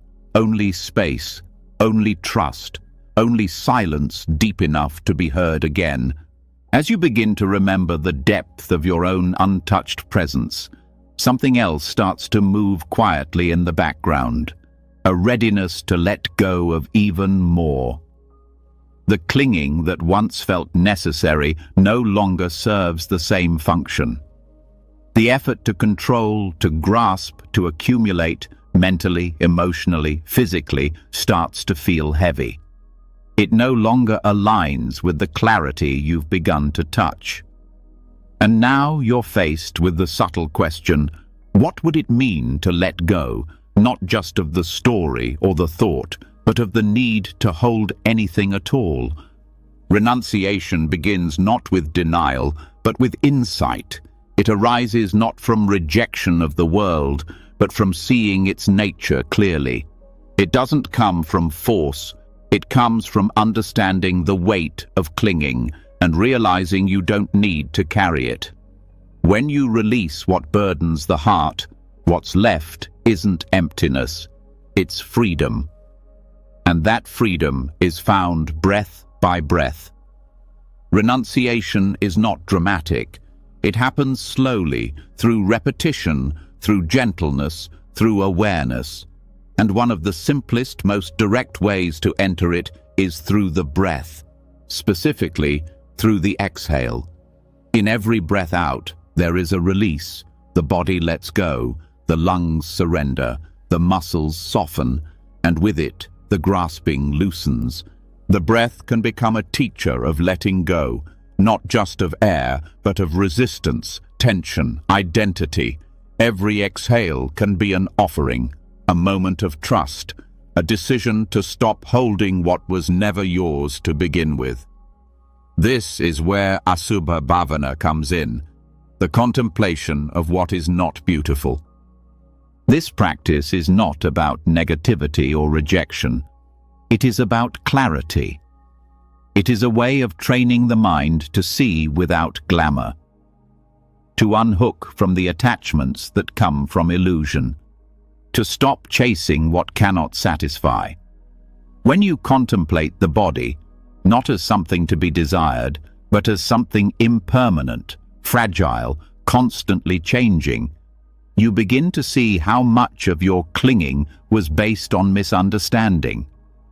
This isn't about shame, it's about realism. It's about seeing things as they are, not better or worse, just clearer.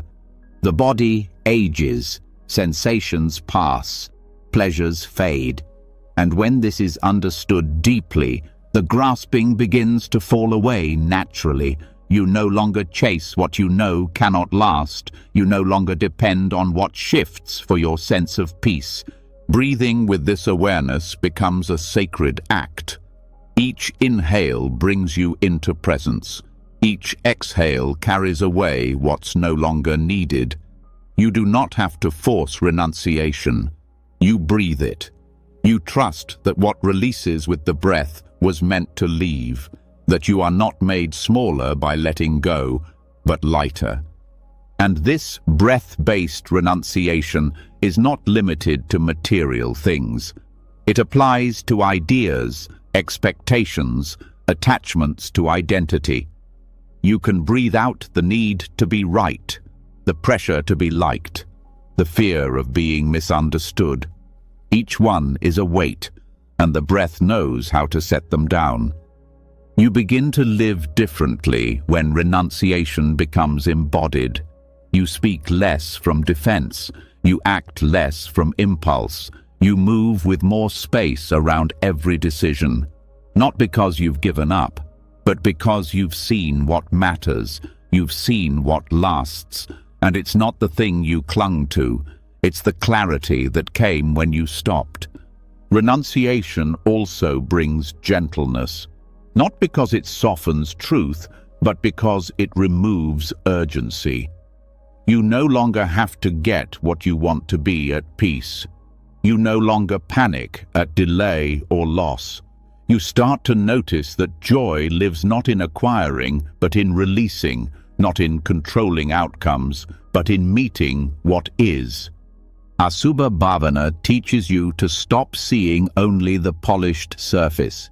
It invites you to look deeper, not with judgment, but with honesty. When you reflect on the body as a process rather than an object, you stop being seduced by temporary satisfaction. You see the unfolding, the aging, the fragility. You stop expecting it to bring permanent happiness. This doesn't create coldness. It creates compassion. You recognize that everyone is walking around in a changing, vulnerable form, that no one escapes decay, that no beauty is permanent. And from that insight, you begin to feel less alone. You no longer feel the need to compete, compare, or possess. You see your sameness with others, not your difference. Breathing with this insight shifts everything. The breath becomes not just a tool, but a ritual, a practice of returning again and again to what's real. You begin to notice where the clinging hides, in a sentence, a tone of voice, a sudden reaction, and you breathe. You don't analyze, you don't suppress, you just let it leave with the exhale. This kind of renunciation does not require you to give up your life. It requires you to stop being ruled by it. You can still love, still work, still care, but without being bound. Without believing that your worth depends on the outcome. You begin to participate more fully because you're no longer afraid of letting go. The breath teaches impermanence in every cycle. What comes in must go out. What arises will pass. Every moment appears and disappears, and the more you breathe with this awareness, the less you resist. The more you see that everything that clings creates suffering, and everything that releases brings space. You may notice that some attachments feel more stubborn. The identity you built, the story you've told for years, the idea that your value is linked to a title, a role, a possession. These are not easily dropped, but even here, the breath helps. You meet the attachment, you see it clearly, you name it silently, and you breathe it out, not to destroy it, but to stop being owned by it. Over time, the inner space grows. Not a hollow emptiness, but a deep stillness. The kind of space where peace lives not as a reward, but as your natural state. Not because everything is perfect, but because you've stopped expecting perfection. Renunciation leads to clarity. It makes room for presence. When you're not filled with craving, you can see, you can respond, you can feel joy without needing it to last. You can feel pain without needing it to mean something is wrong. You are no longer pulled by every desire, no longer pushed by every fear. You begin to live in the center of your own being, not clinging, not resisting.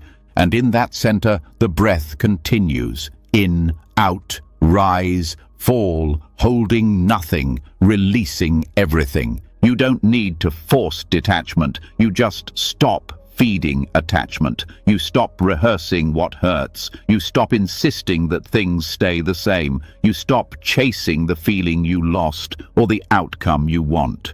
You meet what is here. You breathe with it. You let it pass, and you trust that what remains is enough. This is the breath of renunciation, not cold, not empty, but deeply alive. It is not escape. It is arrival.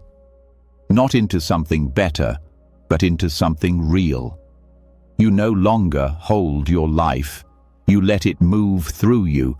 You no longer carry the weight. You let it rest. This is not abandonment. This is care. Breathing, releasing, returning, again and again, until what remains is light. Simple. Unbound. Enough. When the breath teaches you to release, not just with the lungs but with the heart, something else becomes visible. The space grows quieter, lighter. You begin to feel how much of your inner tension came from protecting something you couldn't name, a sense of self you've been trying to preserve, a version of you crafted over time by habit, by memory, by praise and pain. And suddenly you see it. The fear of letting go wasn't about what you had. It was about who you believed you were without it. Now, the invitation becomes even deeper. Not just to release your grip on things, emotions, or roles, but to release the belief in a fixed self altogether. This is the heart of the teaching on anatta, non-self. It doesn't mean you don't exist. It doesn't mean you are nothing. It means the you you've been clinging to isn't as solid as it seems. What you call your identity is more like a pattern, more like a reflection. It changes depending on where you are, who you're with, what mood you're in, sometimes strong, sometimes unsure, sometimes kind, sometimes closed. And still, you try to build something stable out of it, something permanent, something that won't change, but it always does. The thoughts shift. The preferences shift. Even your memories shift. What remains constant isn't the content, it's the awareness behind it. The quiet observer that notices each passing moment but doesn't cling to any of them as final. When you begin to rest in this knowing, a profound peace begins to emerge. Not because everything makes sense, but because you've stopped needing a permanent identity to feel safe. The power of insignificance lies here, not in becoming smaller, but in realizing you don't have to hold everything together. You don't have to define yourself endlessly. You don't have to protect a fragile image. You are allowed to change. You are allowed to not know who you are. You are allowed to stop performing certainty. This insight doesn't lead to apathy, it leads to freedom.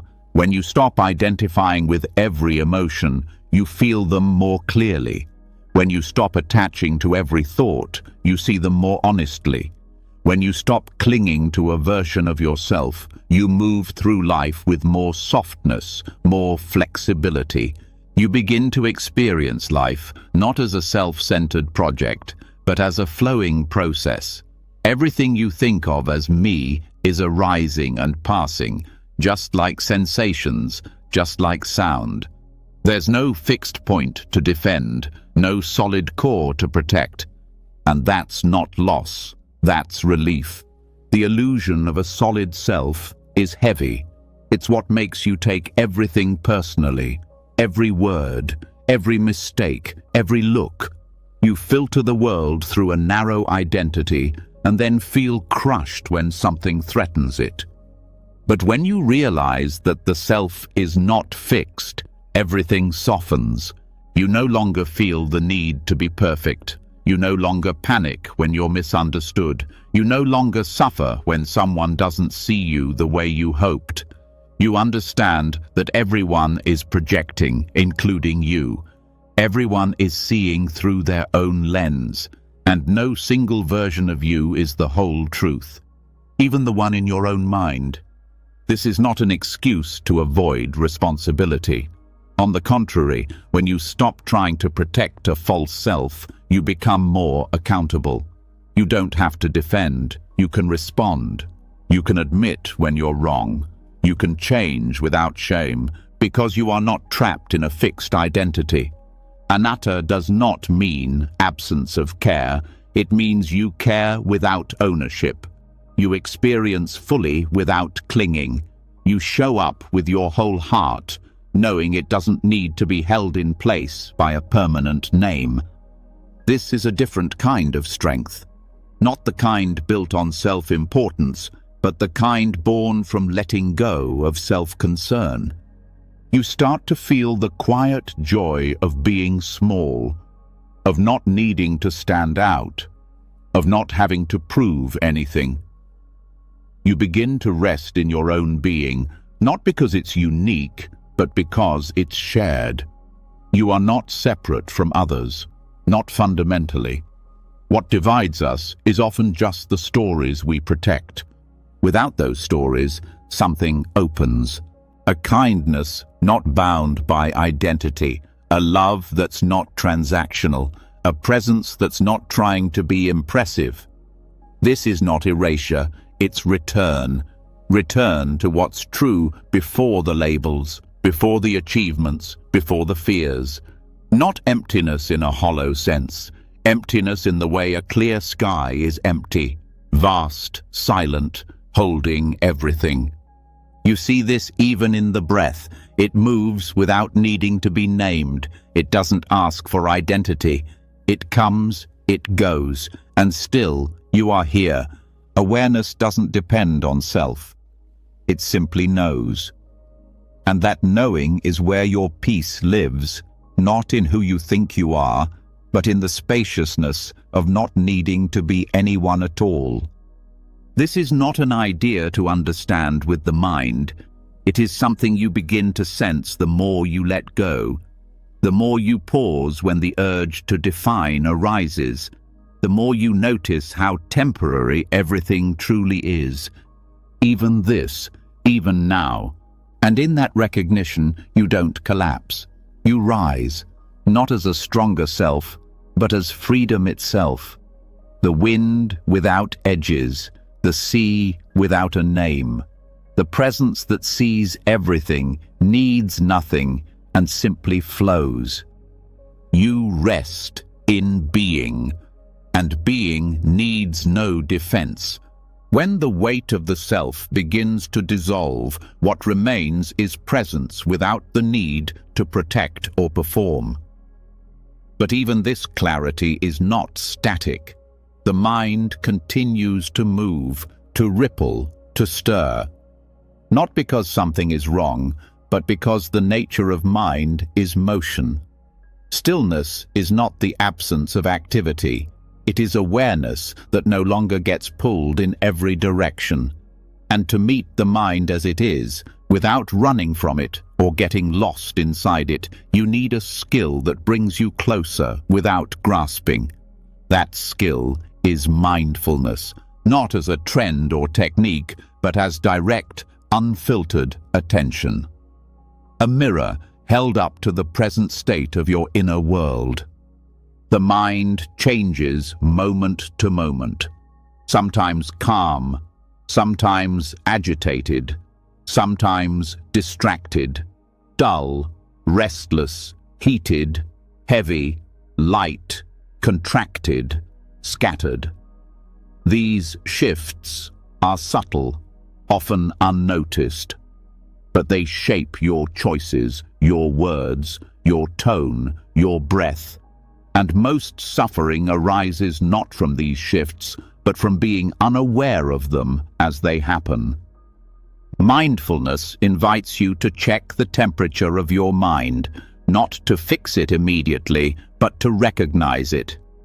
Just like a fever alerts you to imbalance in the body, agitation in the mind points to something that needs attention, not judgment, not suppression, just simple, honest awareness. This awareness is vipassana, not just concentration, but insight. the ability to observe clearly what is happening as it happens without becoming it. You begin by sitting, breathing, not to relax, but to see. You close the eyes not to shut out the world, but to tune into what the inner world is doing. And you watch, not in search of perfection, just in search of truth. The thoughts come. You notice. The emotion stirs. You feel. The restlessness builds. You observe. The boredom whispers. You stay. This staying is what softens the storm. Not control, not force. Presence. You learn to track the heat of the mind. When it is burning with urgency, driven by craving, caught in loops, you sense the tension in the jaw, the breath, the chest, and instead of tightening around it, you breathe with it, you open to it, and the heat, no longer fueled by resistance, begins to cool. You also notice dullness when the mind fogs, grows heavy, unfocused. This too is a temperature. Not wrong, just worth noticing. You don't fight it. You bring light to it, gentle interest. You ask, where is the breath now? What sensation is present? You return again and again, not with effort, but with curiosity. Some moments, the mind will feel like a swarm, thoughts buzzing in every direction. Vipassana doesn't chase them. It steps back. It recognizes the movement without stepping into it. It sees the mind as a stream, not as the self. And in seeing, something changes. Not the content of thought, but your relationship to it. You are no longer inside the chaos. You are the one watching it pass. This doesn't stop the movement, but it removes the suffering born from identification. You don't need to calm the mind to be mindful. You need only to know its state, to see agitation when it's there, to see peace when it arises, to see distraction when it pulls, and to meet each one with the same quality, open awareness.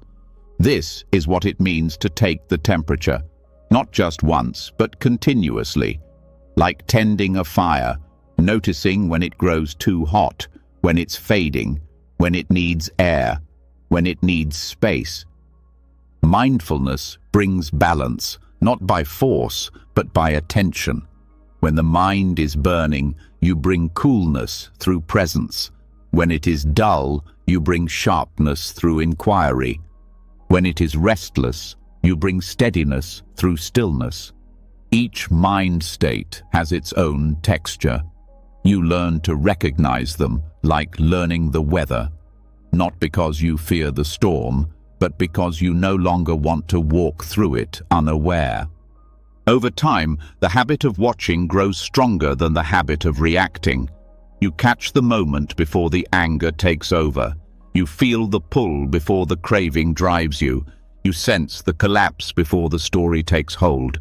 This is wisdom in real time, not theoretical, not distant, but alive in the body, in the breath, in the heart.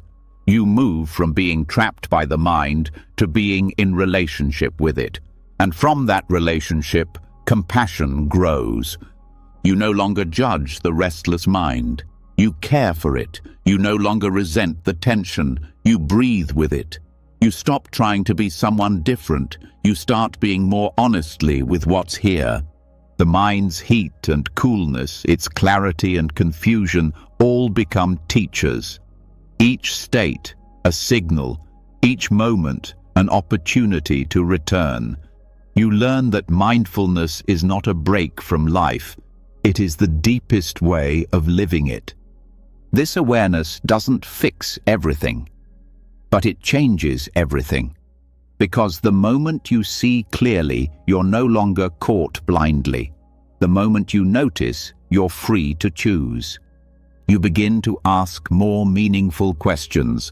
What is the mind doing now? Where is my attention? What story is driving this feeling? What happens if I pause, just for a breath, and in that pause, truth becomes visible.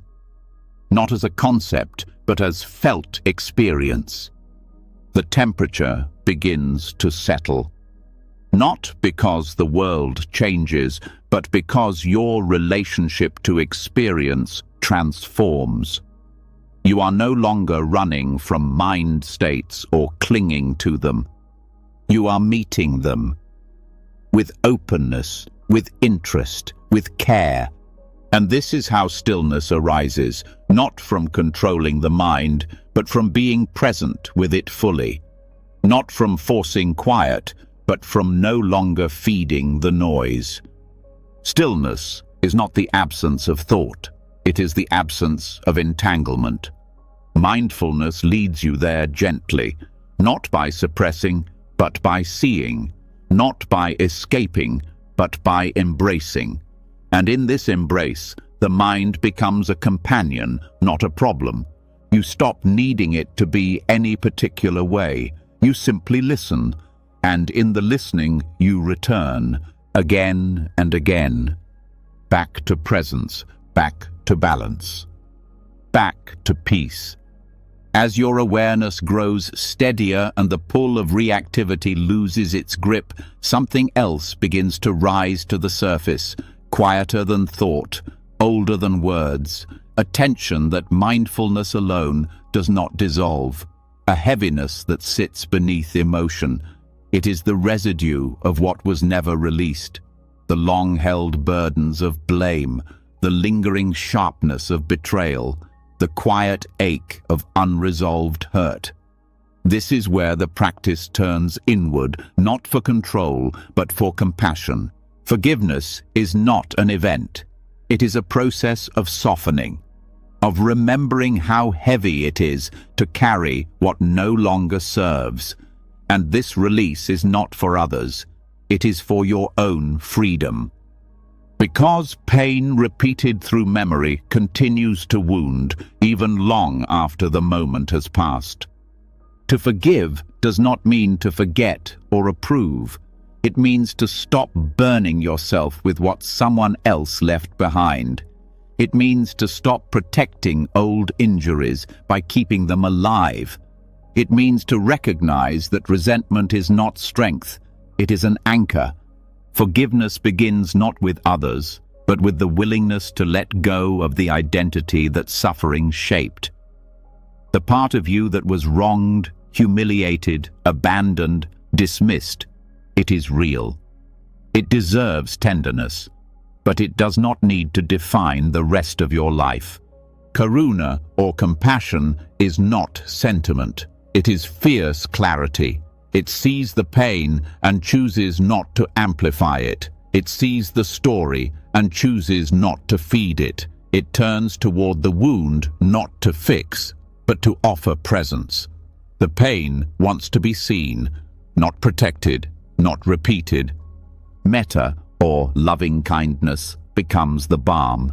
It is not earned, it is offered. You do not give it because someone deserves it. You give it because your heart knows the cost of withholding it. When you hold bitterness, it is your peace that contracts. When you hold love, it is your breath that deepens. Before sleep, this becomes a sacred opportunity to sit quietly and reflect on where the mind still grips, to ask, who am I still blaming? What memory still stings? What thought keeps reopening a wound that wants to close? You do not need to rush to forgive. You only need to notice where you're still hurting, where you flinch when a name appears in your mind, where you tighten when the past knocks again. And then you begin the practice. Breathing slowly, you bring to mind that person, that moment, that self, not to relive, but to re-meet. You say silently, I see you. I see the pain. I see the fear beneath the words. You say, I release the need to hold this any longer. You do this again and again, not to pretend, but to free yourself. Because the moment you let go of revenge, of anger, of the imagined correction of the past, you reclaim energy that was frozen. Forgiveness is not weak. It is strong enough to not need anything in return. Not apology, not agreement, not justice in the form the ego craves. It is the strength to walk away from the fire you keep lighting for someone else and finally stop breathing in the smoke. Sometimes the one who needs forgiveness most is the self. The decisions you regret, the times you stayed too long, the words you spoke in anger, the trust you broke, your own or someone else's. These live in the corners of the heart like unfinished conversations. So you turn toward yourself and you say, I see that you didn't know better. I see that you were afraid. I see that you've suffered enough. And you offer kindness, not to forget, but to remember differently, to see that growth was born through pain and peace is born through release. Forgiveness does not change the past. It transforms the way the past lives in you. It allows grief to move instead of stay stuck. It lets love in where only silence remained. It reopens the heart that closed in defense and reminds it that safety does not mean separation. Before sleep, this practice becomes even more powerful because the heart is quieter, the body is softer, the defenses are low, and the mind is still enough to hear the deeper truth. You do not need to carry this into tomorrow. You breathe in softness. You breathe out release. You whisper the names of those you no longer wish to fight. You remember that their suffering is not separate from yours. You remember that confusion creates harm, that fear distorts love, that pain can be passed like a torch or extinguished through compassion. And when you don't know how to forgive, you can start with willingness. You can say, I'm willing to let this go. I'm willing to stop reliving it. I'm willing to find peace, even if I don't know how yet. Willingness is the doorway. Practice walks you through it. There are nights when the weight will feel too heavy, when the anger seems justified, when your story feels carved into your bones. On those nights, you don't need to force it. You only need to breathe, to feel, to not turn away. Forgiveness doesn't always feel graceful. Sometimes it begins in silence, in breath, in the absence of another retelling. Forgiveness is not a transaction. It is an act of presence. You stop waiting for the other person to change. You stop hoping the past will fix itself. You choose peace over pride. You choose rest over rightness. You choose healing over the illusion of control. And with each choice, something shifts. Not loudly, not quickly, but deeply. You begin to feel space where there was tightness. You begin to notice that the story no longer stings. You begin to trust that love is not erased by pain, only hidden by it. Karuna gives you the eyes to see the humanity in others. Metta gives you the heart to hold that vision steady. Together, they form the foundation of release. As you lie down, you can offer this final reflection. May I forgive. May I be forgiven. May we all know peace. These are not just wishes. They are directions. They are acts of devotion. They are reminders that every heart aches, every person struggles, and no one escapes the confusion of this world. You don't forgive because it's easy. You forgive because not forgiving is harder. because carrying pain for years becomes a weight you were never meant to bear. Because life is too short to rehearse harm, too sacred to store bitterness. Forgiveness is not a destination, it is a returning to softness, to breath, to freedom. You rest in the heart's quiet knowing the release was never for them, it was always for you, and now you are free to sleep, to let your mind settle, to let your heart exhale, to let the night hold what no longer belongs in your hands. Peace comes when you stop holding on. And now it's time to let go.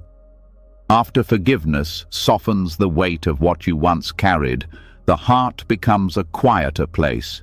You no longer feel the need to replay old wounds, and you stop searching for new ones to protect yourself from. But with this stillness comes a new kind of clarity, the ability to notice how often your emotional world swings without warning. Joy turns quickly into fear. Contentment collapses into craving. One comment lifts your mood, another crushes it. And even without loud drama, there is a kind of chaos in this swinging, a hidden exhaustion from always feeling too much or too little. This is where the next unfolding begins. There is a path between excess and absence, between reaction and repression, a way to feel without flooding, a way to witness without freezing. The Buddha called it the middle way, Majjhima Patipada.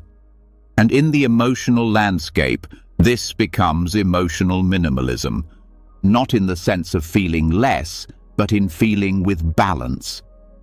It is not about becoming indifferent, it is about developing enough inner steadiness to stop being pulled into every emotional high or low. It is the practice of seeing emotion clearly, meeting it gently, and letting it pass without creating identity around it. Emotions are natural. They arise based on conditions. They move like waves. But the mind, when untrained, builds stories on top of them. It tries to make them permanent, significant, personal. A feeling of sadness becomes a belief that something is wrong. A moment of anger becomes a reason to lash out. A flicker of desire turns into clinging. Emotional minimalism cuts through this layering. It does not push feelings away. It meets them without multiplying them. This is a different kind of discipline. It asks you to pause before naming your state, to feel before reacting, to sense where in the body the emotion is showing itself, to breathe into it without assuming what it means, to let it exist without either indulging it or pushing it away. The practice begins by noticing how quickly the mind adds meaning. Something happens, you feel a reaction, and within seconds a story forms. They always treat me this way. This shouldn't be happening. I can't handle this. Emotional minimalism interrupts this sequence. It allows you to feel the sensation without turning it into a personal crisis. You begin to see that the emotion is not the problem. It's the extra story, the clinging, the judgment that creates the suffering. When you strip that away, the raw emotion is often simple. A tightness in the chest, a warmth in the belly, a rush of energy through the limbs, temporary, movable, human. This is not spiritual bypassing. It is full contact without drama. You allow what arises. You breathe with it. You let it move. And then you let it go. Without grabbing it. Without defining yourself by it. Without needing it to last or disappear too soon. This way of living doesn't require constant watching. It becomes intuitive. You sense when an emotion is beginning to take over. You feel the tension of identification, and you return to breath, to body, to present moment awareness. You stop feeding the emotional fire with more thoughts. And when you don't indulge or suppress, you begin to see the emotion for what it is. Information. A signal. A messenger, not a master. Anger shows up to point to a boundary. Fear arrives to alert you to uncertainty. Joy blossoms when something aligns with your values. Sadness reflects loss. But none of these feelings need to own you. They visit. You listen. You respond. You release. The middle way is the ability to walk through that process without needing extremes, without swinging from one side to the other, without craving constant positivity or bracing for constant harm. You move through experience with steadiness, not numbness. You learn to live on stable ground, not shifting moods. This kind of stability is not cold. It allows you to feel fully, but it prevents collapse. You no longer get trapped in emotional spirals. You no longer make decisions in the middle of storms. You give yourself space. You stop reacting as a habit and begin responding with wisdom. It also teaches you how to hold the emotions of others without drowning in them. You listen more clearly. You stop trying to fix. You stop taking everything personally. You hold space with presence and boundaries, compassion without absorption. Over time, emotional minimalism becomes a way of being. You carry less internal clutter. You stop rehearsing arguments that never happened. You stop inventing futures built from old pain. You stop picking at wounds just to feel something. You start to value inner quiet more than stimulation. This doesn't mean avoiding joy. It means not chasing it desperately. It means letting joy arise naturally and fall away naturally. You begin to trust that your worth isn't tied to how intensely you feel, but to how clearly you live. The mind stops swinging like a pendulum and begins to settle. The nervous system learns that not every emotion is an emergency. You stop fearing sadness. You stop clinging to excitement. You learn that contentment is enough. The middle way gives you that gift, a life not built on constant craving or constant aversion, but on balance, on clarity, on simplicity. This is not always easy. It takes practice. You may still get caught, you may still react, but you recover faster. You learn to notice sooner. You stop judging yourself for feeling and start appreciating the space between the feelings. That space becomes your home. The pause becomes your strength. Emotional minimalism also creates space for joy that isn't loud. A quiet kind of happiness. Not from things going perfectly, but from being present enough to notice what is already here. A bird singing, a breath softening, a moment of rest. These small things become rich when you stop needing drama to feel alive. This practice also reveals the subtle ways you seek discomfort, out of habit, out of identity, out of resistance to peace. You notice when you pick fights with your own thoughts, when you stir tension because stillness feels unfamiliar, and you begin to choose differently. You choose the simple response, the quiet understanding, the action that requires less force. You learn to rest emotionally without disconnecting, to feel fully without flooding. And in that rest, you begin to heal, not through effort, but through balance, not through extremes, but through presence. This is the middle way in the emotional life, and it becomes your foundation. Not because you have removed emotion from your experience, but because you've stopped being consumed by it. You feel, you see, you stay steady, and you continue on, peacefully, present, free. When emotional reactivity no longer rules your inner space and you begin to live from steadiness rather than extremes, you naturally find yourself drawn toward subtler experiences. The quiet between emotions, the softness beneath effort. The body speaks in ways the thinking mind often misses, and some of its messages are so familiar, so ordinary, they're dismissed entirely. But awareness doesn't overlook what is simple. It begins to notice what has always been happening just beneath the tension, and in this stillness you begin to sense the significance of one of the most overlooked expressions of the body: yawning. Not as a sign of boredom, but as a threshold. Not as fatigue alone, but as a subtle opening into a state of deep surrender. Yawning often arrives without request. It doesn't wait for permission. It opens the mouth, stretches the breath, releases the tension. And it does all of this on its own, without strategy, without resistance. In a culture built on control, this simple act can feel intrusive, even embarrassing. But when met with awareness, yawning reveals something far more profound.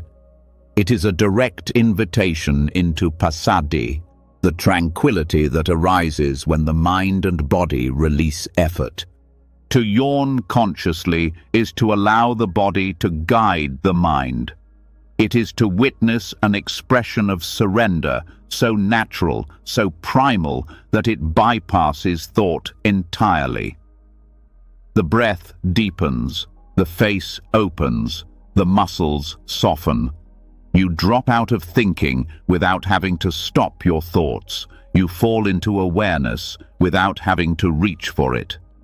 Most people don't think of yawning as part of spiritual practice, but practice doesn't mean performance, it means presence.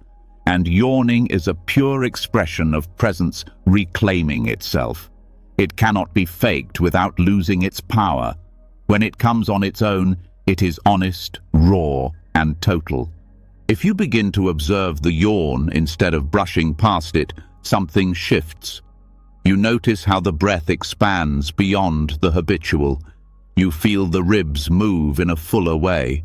The face relaxes, the eyes water. There is no tension in the act, no clinging to identity, no need to prove. It is simply release. Passaddhi is the quality of tranquility that does not depend on control. It is not created by tightening. It is not the result of striving. It emerges when conditions allow. Yawning signals that the conditions for stillness are becoming favorable. The nervous system is beginning to downshift. The vigilance is fading. The grip is loosening. And when you allow it, really allow it, you step through an invisible door, into the parasympathetic rhythm, into presence that holds no agenda, into the simplicity of awareness that does not need to do anything but be. Yawning can be the body's way of saying, it's safe now. Safe to let go, safe to soften, safe to rest. And not just rest in sleep, but in awareness. Because when effort falls away, the watcher becomes clearer, the space between doing becomes available. This practice is not about inducing yawns artificially. It's about recognizing them when they arise, feeling them fully, not stifling them, not rushing past, but pausing and entering them. Being with the whole experience, from the first stretch of the jaw to the quiet that follows. Each yawn becomes a mini-teacher, a moment that says, this is what surrender feels like. This is how tension leaves. This is what soft awareness looks like in the body. Over time, you may begin to see patterns. Yawning happens more when you're letting go of trying, when you stop solving, when you stop analyzing, when you drop the inner effort and just rest in being. It arrives in meditation, in slow breathing, after emotional release. It punctuates moments of returning. Yawning is not passive. It is active release. The nervous system doesn't need permission. It doesn't need instruction. It simply does what it knows to do when given space. And that's what makes this practice powerful. It's not something you add. It's something you stop resisting. When you meet yawning with mindfulness, you begin to appreciate the wisdom of the body. You see that awakening doesn't always come through stillness alone or intensity. Sometimes it arrives through the softest of gestures, the unconscious exhale, the uncontrollable stretch, the small moment where the body resets itself. And after the yawn passes, don't rush, don't immediately move, just feel what has shifted. Sense the stillness that remains. Notice the openness, the quiet. Let yourself rest in that pocket of peace before thought resumes. This is how awareness becomes effortless, not because you forced it to happen, but because you stopped getting in its way. The mind often believes that attention must be sharpened, that focus must be held tightly. But yawning reveals another path. It shows that alertness can be soft, that awareness can be wide, that presence can be open, slow, and completely natural. There is no tension in yawning, no contraction, no grasping. This teaches the mind how to follow the body's lead, how to open gently, how to release identity without trying to. And in that space, the practice deepens. You don't arrive at peace. You dissolve into it. You don't construct stillness. You fall into what was already there. Each yawn can remind you the door is already open. The body knows how to walk through it. When you live with this sensitivity, even the simplest signals take on meaning. You no longer need to wait for breakthrough moments. You begin to find teachings in the pauses, in the letting go, in the involuntary acts that remind you you are not just your thinking mind. The body is always practicing. The breath is always teaching. Awareness is always available.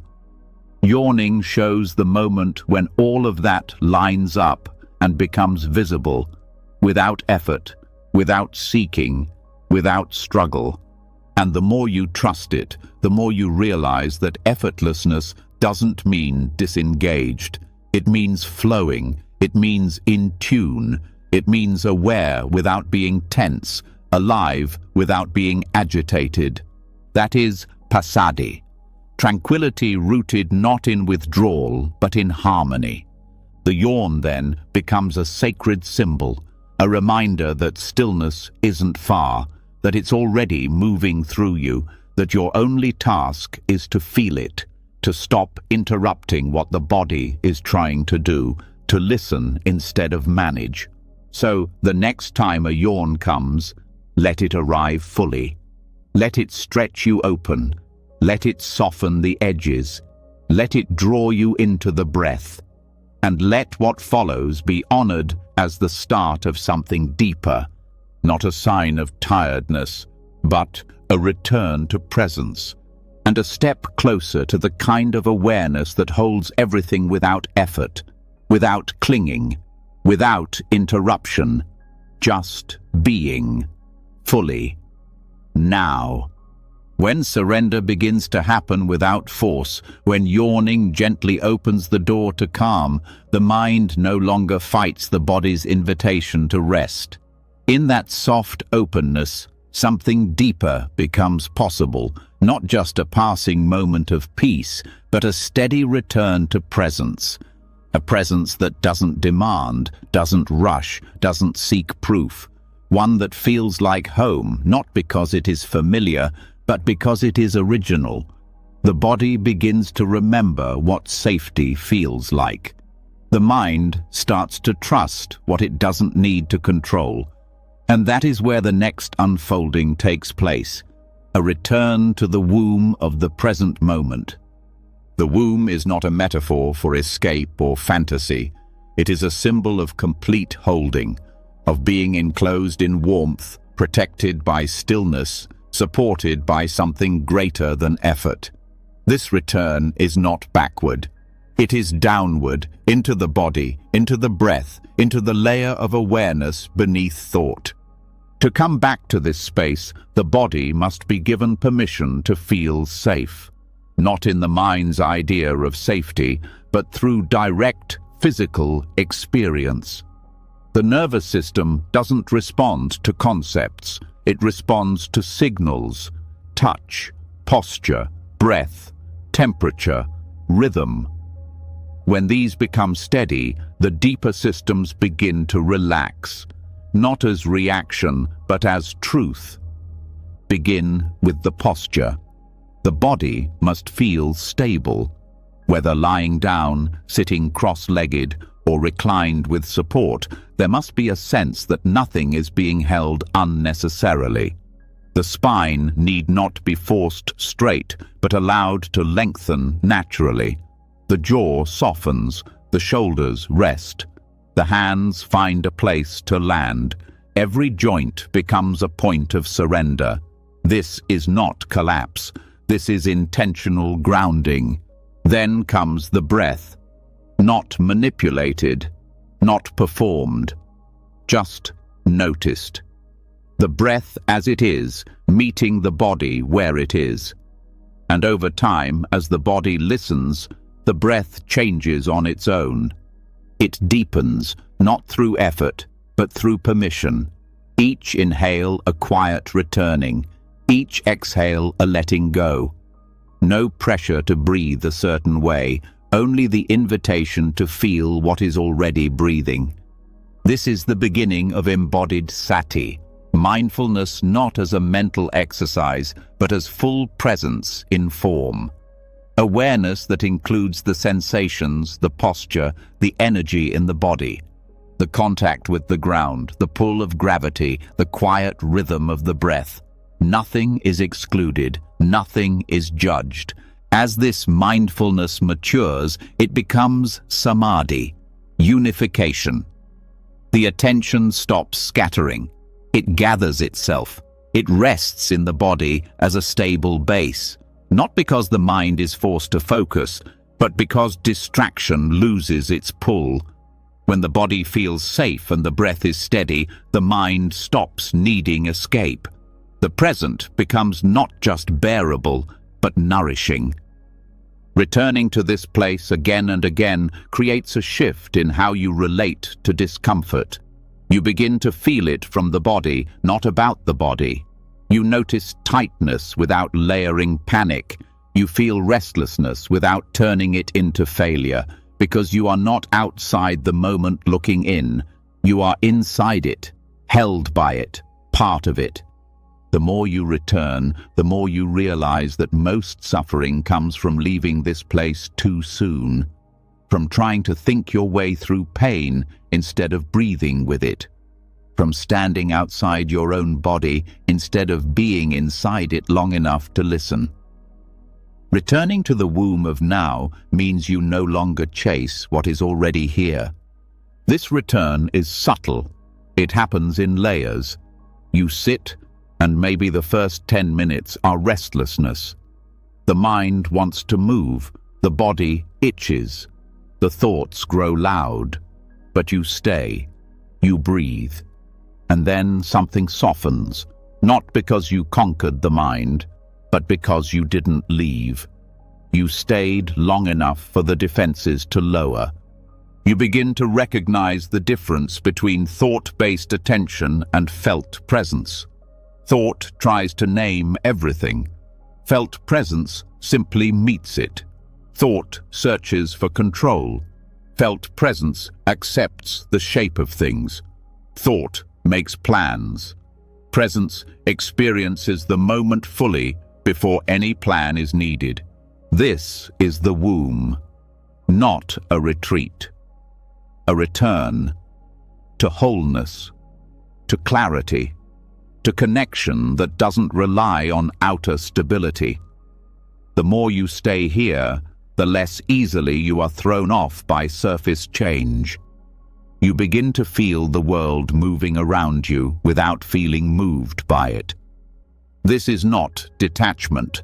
It is deep involvement with reality without resistance.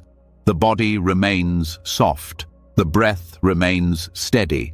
The mind rests in awareness, not because it was forced, but because it found something more trustworthy than thought: presence.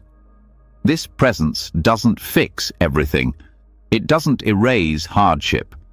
But it gives you a place to return when everything outside begins to fracture. It becomes the constant in a life that cannot offer guarantees. And when you live from that center, everything changes, not because life becomes easier, but because you are no longer divided. You don't need to escape the moment. You don't need to improve it, to rest in it. You simply need to allow it to be as it is. And when you do, the body relaxes, the breath deepens, the mind slows, and you remember what it feels like to be whole without trying. This kind of return is not always easy. You will forget. You will resist. You will find yourself reaching for distractions again. But each time you notice, you have another chance to come back. And each return builds trust. The kind of trust that doesn't depend on results. The kind of trust that remembers where home is, even when lost. You start to live differently. You stop needing to prove your worth. You stop needing to be somewhere else. You stop needing every moment to be pleasant. You begin to value the simple feeling of being rooted, breathing with what is, resting in enough. And you realize that this womb, the present moment, is not far. It is never gone. It doesn't wait for silence or success or stillness outside. It waits for your willingness to stop, to notice, to return. You do not have to go back in time. You only have to go back into yourself, back into the breath, back into the body, back into now. And here, everything begins again, fresh, clear, whole, as you rest more deeply in the body's quiet wisdom, returning again and again to the safety of the present moment. You begin to notice a shift in rhythm. The mind is not pulling as much. The breath is softer. The nervous system feels less defensive, more open. From this space of grounded awareness, something subtle begins to stir. Not a thought, not an intention, but a vibration. An impulse not to speak, but to sound, not to explain, but to hum. And in this simple act of vibration, the body opens another doorway, one that leads inward through resonance, not reasoning. Humming is often overlooked because it seems too simple, too ordinary. But it carries ancient intelligence. Both in physiology and in spiritual practice, it holds the power to connect the body and the mind, to regulate the nervous system, and to tune awareness towards stillness. At the center of this process is the vagus nerve, a long branching network that touches the heart, lungs, throat, diaphragm, digestive system. It is the communication line between brain and body, between thought and sensation. And when it is activated in gentle ways, the entire system begins to shift into calm. This isn't theory, it is felt directly. Humming is one of the most natural ways to stimulate this nerve, not through force, but through steady sound. When you hum with presence, the vibration passes through the vocal cords, down the throat, into the chest, into the belly. It tells the nervous system there is no danger here. It reminds the heart to slow, the breath to deepen, the muscles to release. The body listens to vibration more quickly than to thought. Words might not reach where sound can go. That is why mantra, especially when vocalized, has remained a part of spiritual practice for thousands of years. Not because of the language itself, but because of the frequency it carries. The mind may not understand every syllable, but the body feels its effect. When you hum a sacred sound like Om or Namo Amitabha, you are not performing a ritual. You are aligning your system. The tone guides your focus inward. It provides rhythm, resonance, and a soft container for attention.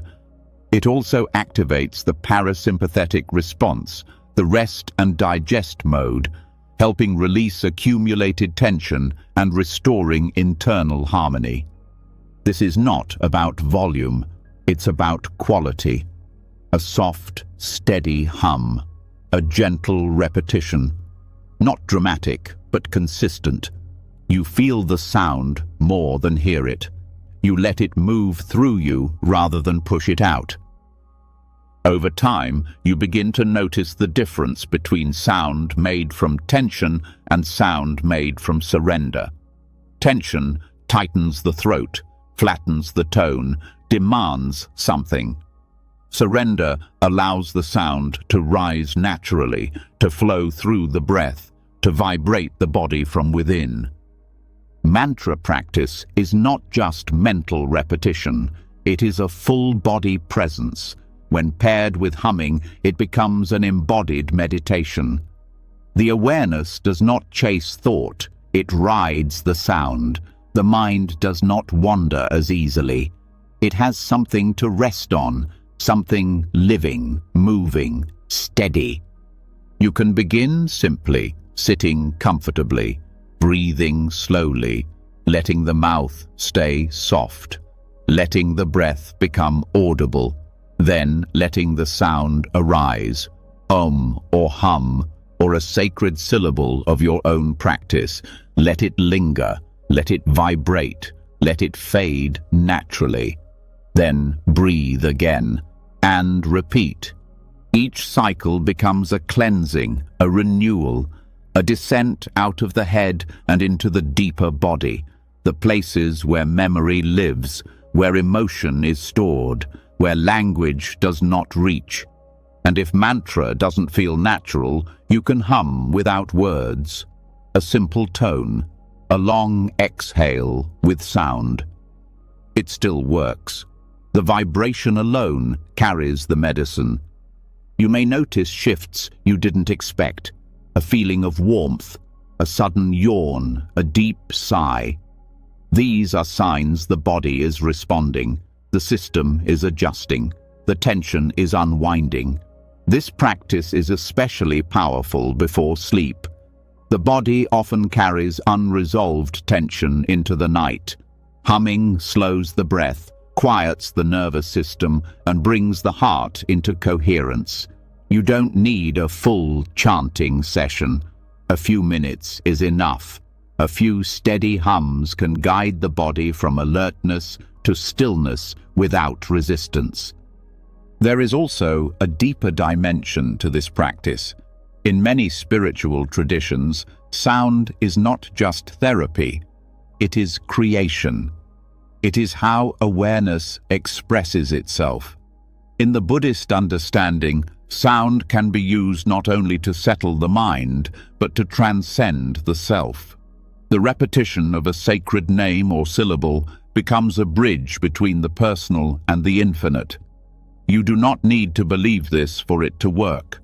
You only need to practice with sincerity. When you hum, you are not adding something foreign. You are awakening something native. The nervous system remembers. The cells respond. Awareness deepens. And what follows is not effortful meditation, but effortless resting. Not from exhaustion, but from alignment. As the sound softens your system, the thinking slows. The edges blur. The self becomes less defined, not lost, just no longer needing to stand apart. You begin to feel the connection between sound and silence. That one flows into the other. That sound is not a break from stillness, but an expression of it. You hum, and then you rest. The rest feels fuller. The stillness feels deeper. And so the sound becomes the key, the entry point, the reminder. You don't need to push. You only need to vibrate gently, listen inwardly, and let the body do what it already knows. Over time, this practice creates a kind of attunement. You become sensitive to your inner tone. You notice when the mind is sharp or harsh. You feel when the body is closed or open.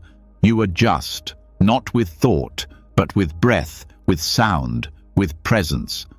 This is not a performance. It is not measured by outcome. It is experienced directly. It is lived through attention. The more you hum with awareness, the more you understand that the body is not just flesh. It is instrument. That awareness is not just watching, it is participating. That practice is not escape. It is return. Return to what is soft. Return to what is simple. Return to the vibration that connects all things without needing to explain, only to feel. And in that return, you find a stillness that doesn't resist sound, and a sound that doesn't disturb stillness. You are not trying to go anywhere. You are only learning how to be here, completely, gently, and in tune. When the sound fades back into silence and the hum softens into breath, something profound begins to take place. You start to sense that all the effort, mental, emotional, even spiritual, has been leading to this. A return not to action, not even to insight, but to rest. Not the rest that follows achievement, but the kind that comes from no longer needing to achieve. The breath settles without instruction. The body rests without needing permission. The mind no longer tries to shape reality, and you arrive at the threshold of the most misunderstood freedom, the liberation of no more doing. This is not about laziness. It's not about disconnection. It is about letting go of the constant inner movement toward becoming. The habitual drive to do, fix, change, or become more. It is a release of the belief that your value is tied to effort, that peace can only come after everything is resolved. The ego lives in striving. It feeds on comparison, expectation, unfinished projects, imagined futures. It grows stronger each time you feel incomplete. Every checklist, every future goal, every measure of worth becomes another thread tying you to the cycle of constant effort. Even in spiritual practice, the mind sneaks in through the back door. It whispers, "Try harder, go deeper, fix this part of you." It never lets you rest. But there is another way, not through apathy, but through renunciation. Not a rejection of life, but a soft refusal to grip it so tightly. When you say, "I lay down striving," you are not giving up. You are waking up. You are choosing to meet the moment without asking it to be different. You are choosing to stop negotiating with the now. Doing has its place. It helps us move through the world, care for others, grow. But the addiction to doing, to constant mental activity, to productivity as identity, keeps the nervous system in a state of agitation.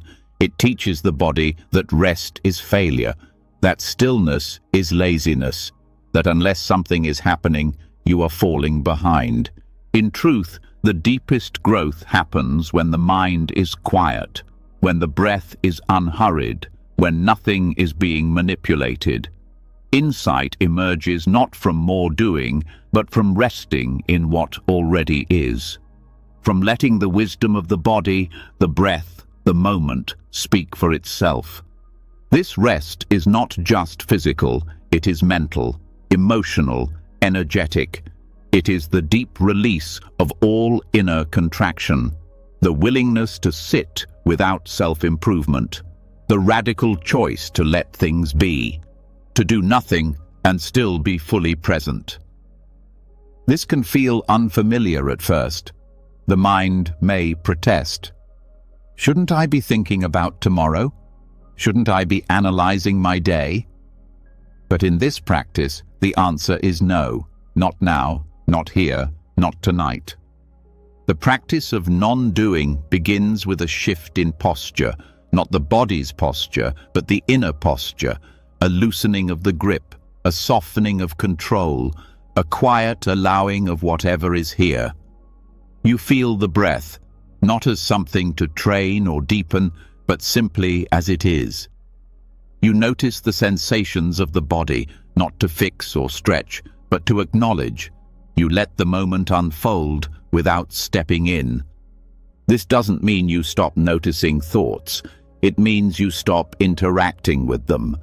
You let them rise and fall without pulling at their threads. You let go of the question, what should I do next? Because there is no next.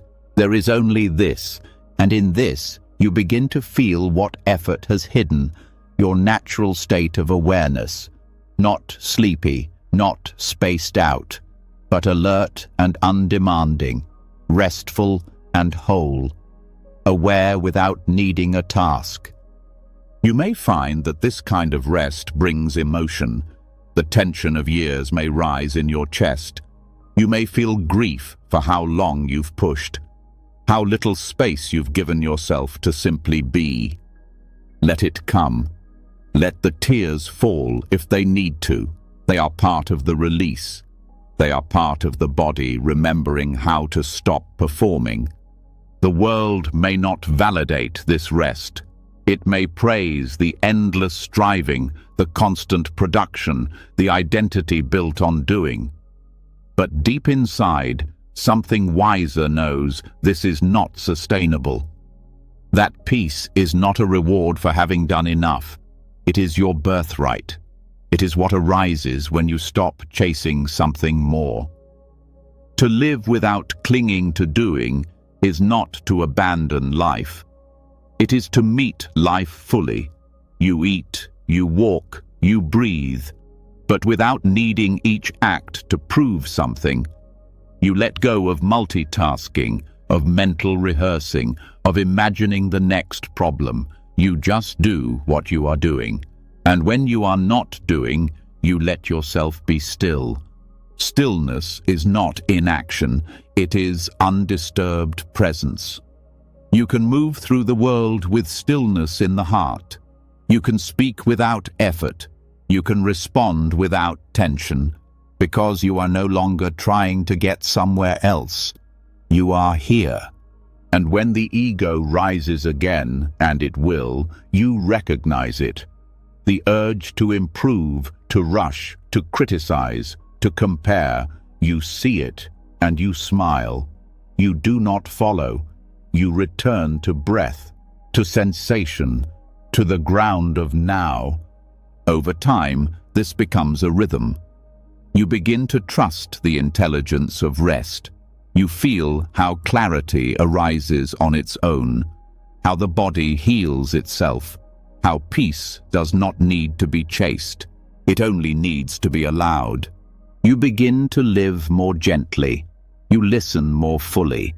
You stop interrupting silence.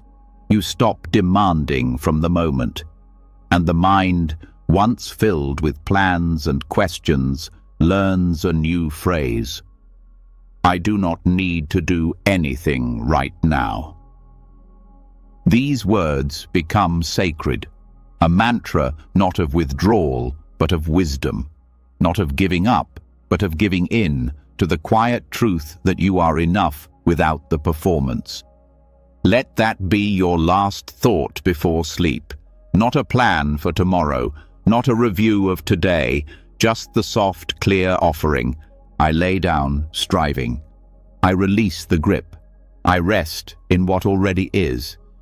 And in that rest, I return to myself, not as a task to complete, but as a presence that never needed to be earned.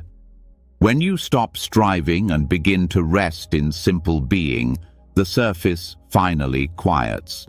There is no more pressure to figure things out, no more movement toward the next task, no more urgency to achieve anything. In that stillness, a different kind of awareness begins to rise, one that is not focused on what must change, but on what has already been given. The mind begins to open like a window, not to the future, but to what came before.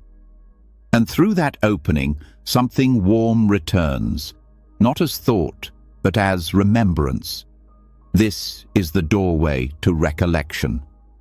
In the teachings of Anusati, recollection is not sentimental daydreaming. It is a practice, a skill, a way of reconnecting to inner truth through remembering what nourished the heart. Not every memory holds this power, but some do. A touch, a word, a place, a glance. These are not just stored experiences, they are containers of presence. They hold a resonance that can still be felt when remembered with mindfulness. This is not about romanticizing the past. It is about honoring the parts of your story that supported your becoming. The moments where safety was real, where kindness was extended, where love was given or received in ways that bypassed the mind and went straight to the core. When you practice Anusati, you do not get lost in memory. You consciously call it forth. You breathe into it. You feel what it brings up. You let it wash over you, not to escape the now, but to deepen your sense of connection to it. This kind of nostalgia is not clinging. It is nourishment.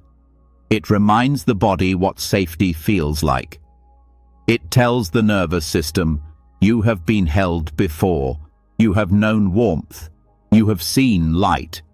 Even if your present moment is full of uncertainty, this memory becomes a grounding thread.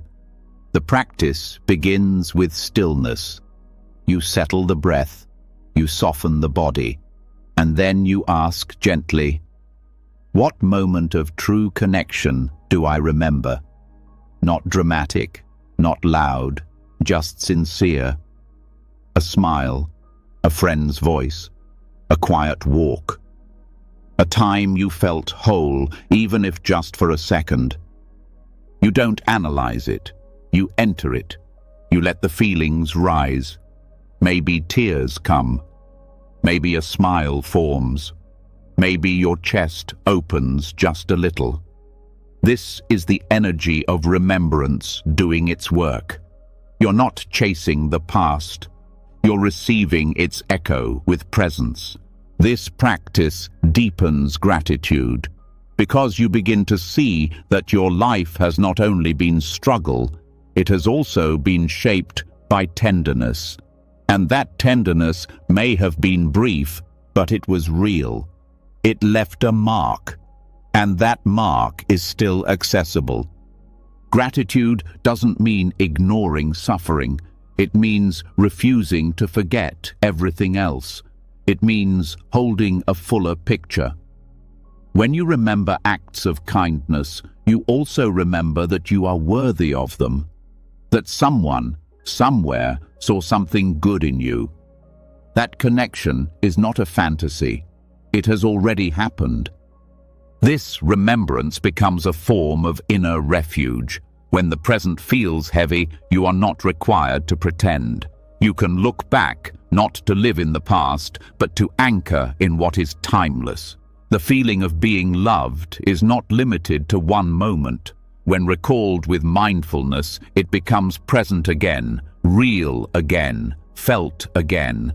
Recollection also awakens humility. You remember not only what you received, but what you offered. Times you listened with your whole self. Times you showed up when it mattered. These memories are not to build ego. They are to affirm your capacity for care, your role in someone else's story of peace. Sometimes, in the darkness of now, it's easy to forget the light you've carried. This practice helps you remember. It brings you back to the truth that you are more than your most recent thought, more than your last mood, more than the hardest thing that ever happened. Anusati can take many forms, recalling the goodness of others, the warmth of family, the teachings of a guide, the peace of nature, even the presence of a stranger who offered compassion. All of these can be used to restore balance. You can also recollect the qualities you've cultivated, times you were patient when it was difficult, times you forgave, times you walked away when anger wanted you to stay. These memories are not pride, they are encouragement. They are evidence of growth, of transformation, of your ability to choose something higher. When practiced at night, this recollection becomes especially powerful. It prepares the heart for rest. Instead of falling asleep with a mind full of what's missing, you fall asleep with the memory of what's already been given. You drift not into planning, but into peace. The body feels held, the breath slows, the inner space opens. This doesn't require great memory, it requires sincerity. The memory may be faint, but the feeling it carries is alive. That feeling is what you rest in. You can speak these memories aloud, you can write them down, or you can simply sit with them, breathing slowly, letting them unfold without force. And you'll notice that over time, this practice changes how you live. You begin to look for new moments to remember. You become more aware of beauty, of presence, of simple acts of care, because you know these are not small. They are the threads that hold you together. The more you recollect, the more your mind learns to value what is lasting. Not just achievement or praise, but presence, connection, love. These are the treasures of the heart, and they are not gone. They are alive in you. Anusati is the practice of touching them again, not with nostalgia that longs, but with mindfulness that honors. It is a way of saying, I have known peace, I have known connection, I have been touched by love. And in that knowing, you become less afraid, less isolated, more rooted. You carry your own light, and that light does not fade. It returns every time you remember, every time you pause, every time you breathe into what made you whole, even just once. Let the memory live again, and let it become the ground you walk on, even now. After recalling moments that shaped you with gentleness and gratitude, a quiet sense of wholeness begins to form. It isn't built on fixing anything. It grows from seeing clearly what has already been offered, what already lives inside you. That clarity is not loud. It rests under the noise. And from that still-rooted presence, a new kind of question arises. Not the kind that searches for answers, but the kind that gently dissolves the need for them. Not to build more stories, but to release the ones that no longer serve. This is the moment to begin asking what is no longer true. The mind clings to stories because they once made sense. They once protected you, helped you feel certain, gave structure to confusion. But over time, the story becomes heavier than the truth. The belief begins to feel like a cage, and the self you were defending no longer fits who you have become. Asking what is no longer true is not about correcting yourself. It is about releasing what no longer needs to be carried. This is not ordinary inquiry. It is not a demand. It is a gentle question that meets you at the edge of your becoming. It lives in the same space as a koan, not to be solved, but to be held, lived with, let into your breath and your bones. You sit quietly, you ask the question. What is no longer true? You listen, you feel, you don't rush the answer, you don't force a response. The question works slowly, not to fill your mind, but to clear it. It loosens what has hardened. It softens what has been gripped too tightly. And in that softening, truth appears, not as a concept, but as release. Maybe it was once true that you had to please everyone to feel safe. Maybe it was once true that love had to be earned. Maybe it was once true that silence meant rejection. That vulnerability was danger. That strength meant never asking for help. But is it still true? You ask again, not from doubt, but from sincerity. You let the question echo inside the body. You feel where tension rises. You feel what contracts. And in that contact, you begin to see. The story still lives, but the truth has moved on. You are no longer who you were when you first believed it. The story stayed because it went unquestioned, not because it was still real. This practice is not about rejecting the past. It's about letting the present speak louder.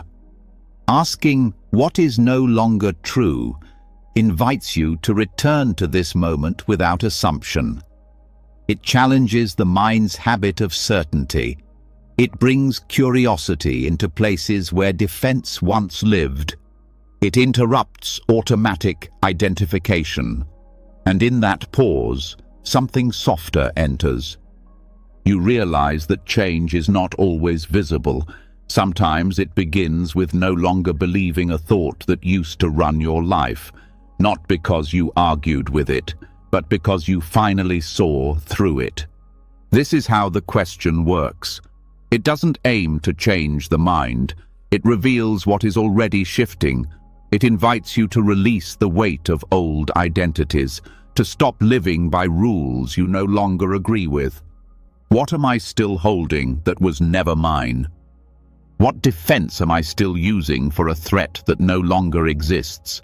What identity do I keep performing because I forgot I could stop? These questions are not meant to shame. They are acts of kindness, of presence, of gentle honesty. They remind you that belief is not the same as truth. That story is not the same as being. That you are allowed to change the shape of your inner world. This is the heart of spiritual inquiry, not to accumulate more knowledge, but to remove what blocks knowing, to dissolve what no longer fits, to stand in the clear space that opens once the illusion is named. You ask quietly, what is no longer true? And then you listen. Maybe you hear silence. Maybe you feel grief. Maybe you notice a memory rise. Whatever comes, you meet it, without rush, without trying to categorize. You sit with the question like a companion, a lantern that reveals what doesn't need to be held anymore. And sometimes the answer won't come in words. It will come in breath, in ease, in the way your shoulders relax for no reason, in the way you stop rehearsing an old argument, in the way you say no with less fear, in the way you stop needing to explain your worth. This kind of insight doesn't arrive through logic. It arises from clarity, the clarity that only silence can provide, the clarity that emerges when you are willing to let the old version of you fall away. You don't need to rush into what is true. You only need to step away from what no longer is. That is enough. That is how you make room. Koan-like inquiry teaches the mind to soften its grip on answers. You stop solving and start seeing. You stop trying to be right and start asking what's real. And in that space, Transformation happens, not as force, but as return. You return to a self that is no longer trapped in stories, a self that doesn't need to justify or defend, a self that is curious, not controlling, a self that grows, not by collecting, but by shedding. This practice can be repeated, often. You bring the question into your day, into your breath, into your reflection. And with each asking, you notice a little more space, a little more quiet, a little more honesty. It doesn't require hours of meditation. It requires presence, willingness, the courage to pause and look at what's been living unquestioned. You begin to notice patterns dissolve.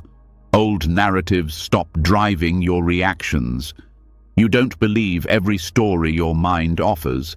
You don't fear the unknown in the same way, because you've seen that the known was often just a habit. Let this question live with you. Let it whisper when tension rises. Let it speak when fear returns. Let it guide you back to now. Not to find the right answer, but to remember who you are when you stop believing what is no longer true. As the old stories begin to dissolve and you stop clinging to what no longer reflects who you are, a new spaciousness arises. Not empty, not vague, just honest. There is a quiet inside you now, one that doesn't need to explain itself. You are not lost in confusion, and you are not forcing direction. You are simply here.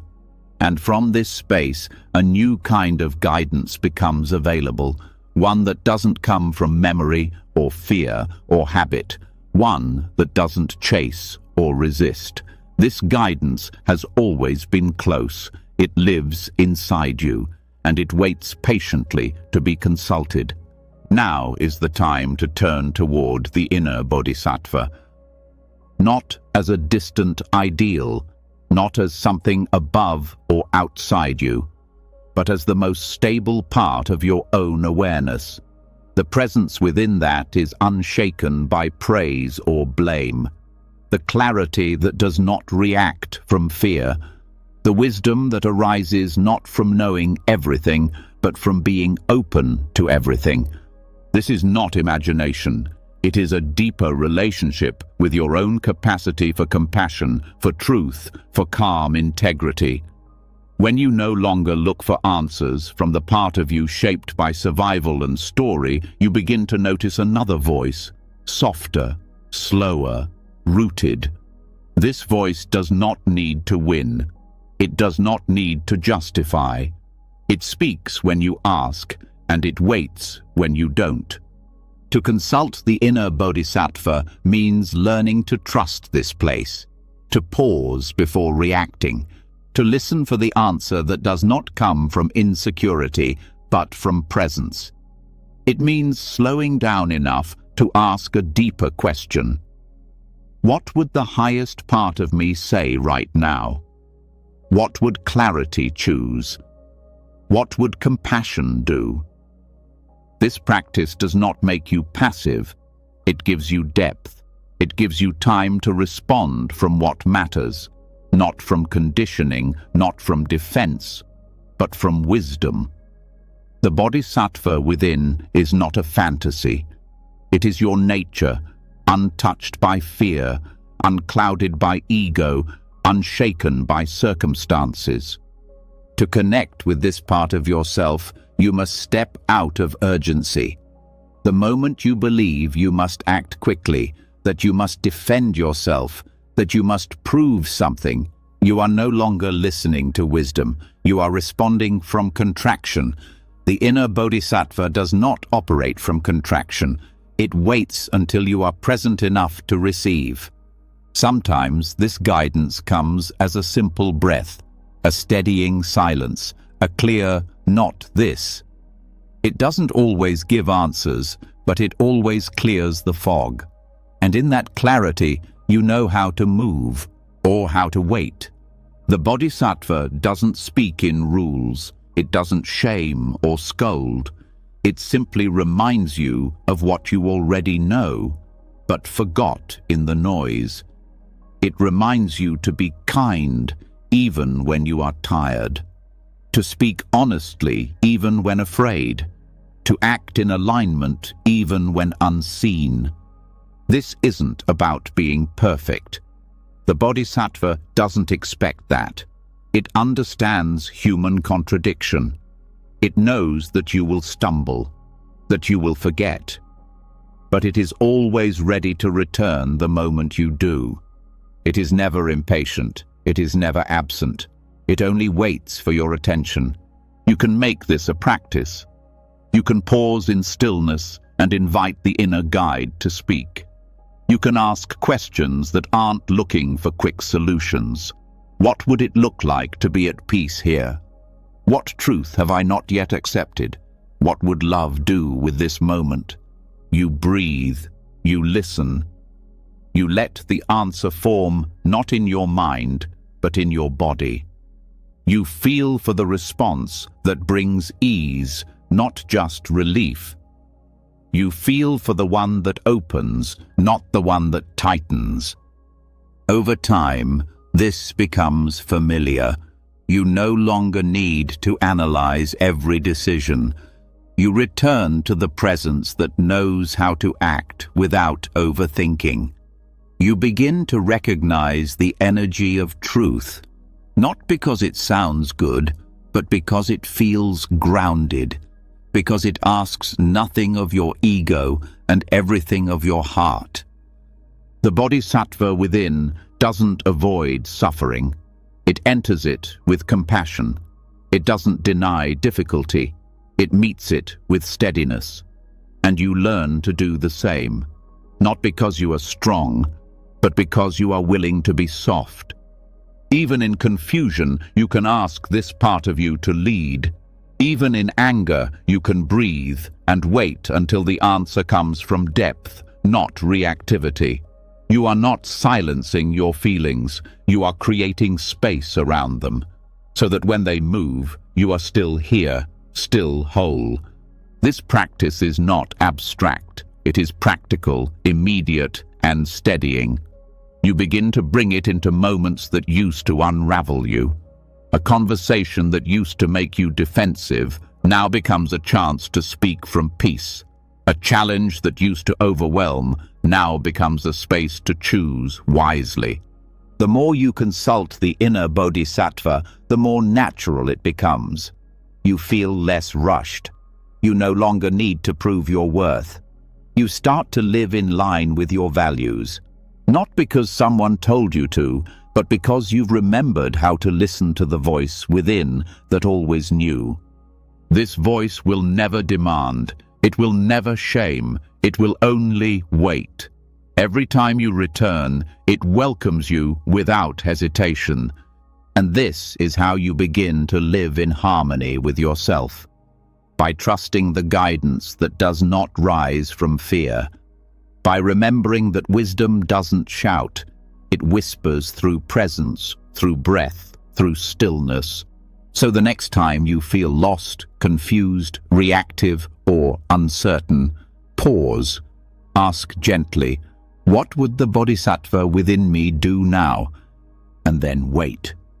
Not for approval, not for instruction, but for the quiet shift that says, now you're listening. Now you're ready to lead with love, with clarity, with truth. Not because you've figured everything out, but because you've stopped abandoning the part of you that always knew how to return. After listening to the quiet strength of your inner bodhisattva, something deep begins to settle. You are no longer reacting from urgency or doubt. You are no longer trying to solve yourself. The mind doesn't need answers when it feels safe. The heart doesn't grasp when it remembers wholeness. In this space, there is nothing to reach for, nothing to fix. The only thing left is to let go, not out of defeat, but out of wisdom. Not because everything is resolved, but because it doesn't need to be. This is where the final release becomes possible. This is the Dharma of surrender. True surrender is not collapse. It's not turning away. It's the exact opposite. It is full contact with reality without resistance. It is meeting the present moment without needing it to be different. It is opening the hands that were grasping, loosening the mind that was gripping, letting the breath move without trying to shape it. It is choosing peace over control. Surrender before sleep is not laziness or escape. It is the final movement of trust. It is the soft laying down of everything that was carried, not with a plan to pick it up again in the morning, but with full willingness to let it go forever if needed. Not from apathy, but from insight. The understanding that peace isn't something you arrive at by pushing. It's what arises when the pushing stops. In the deepest teachings of the Buddha, the heart of liberation is the release from craving. Nibbana is not a place. It is not a goal to reach. It is the extinguishing of the fire of attachment. It is the moment the mind no longer chases, no longer fights, no longer clings. And while full awakening may take lifetimes, we can taste its fragrance each time we surrender deeply. Before sleep, this becomes especially powerful. The mind is naturally softening. The body is letting go. This is the ideal moment to practice release, not as technique, but as presence. You don't need to resolve your thoughts. You don't need to finish your thinking.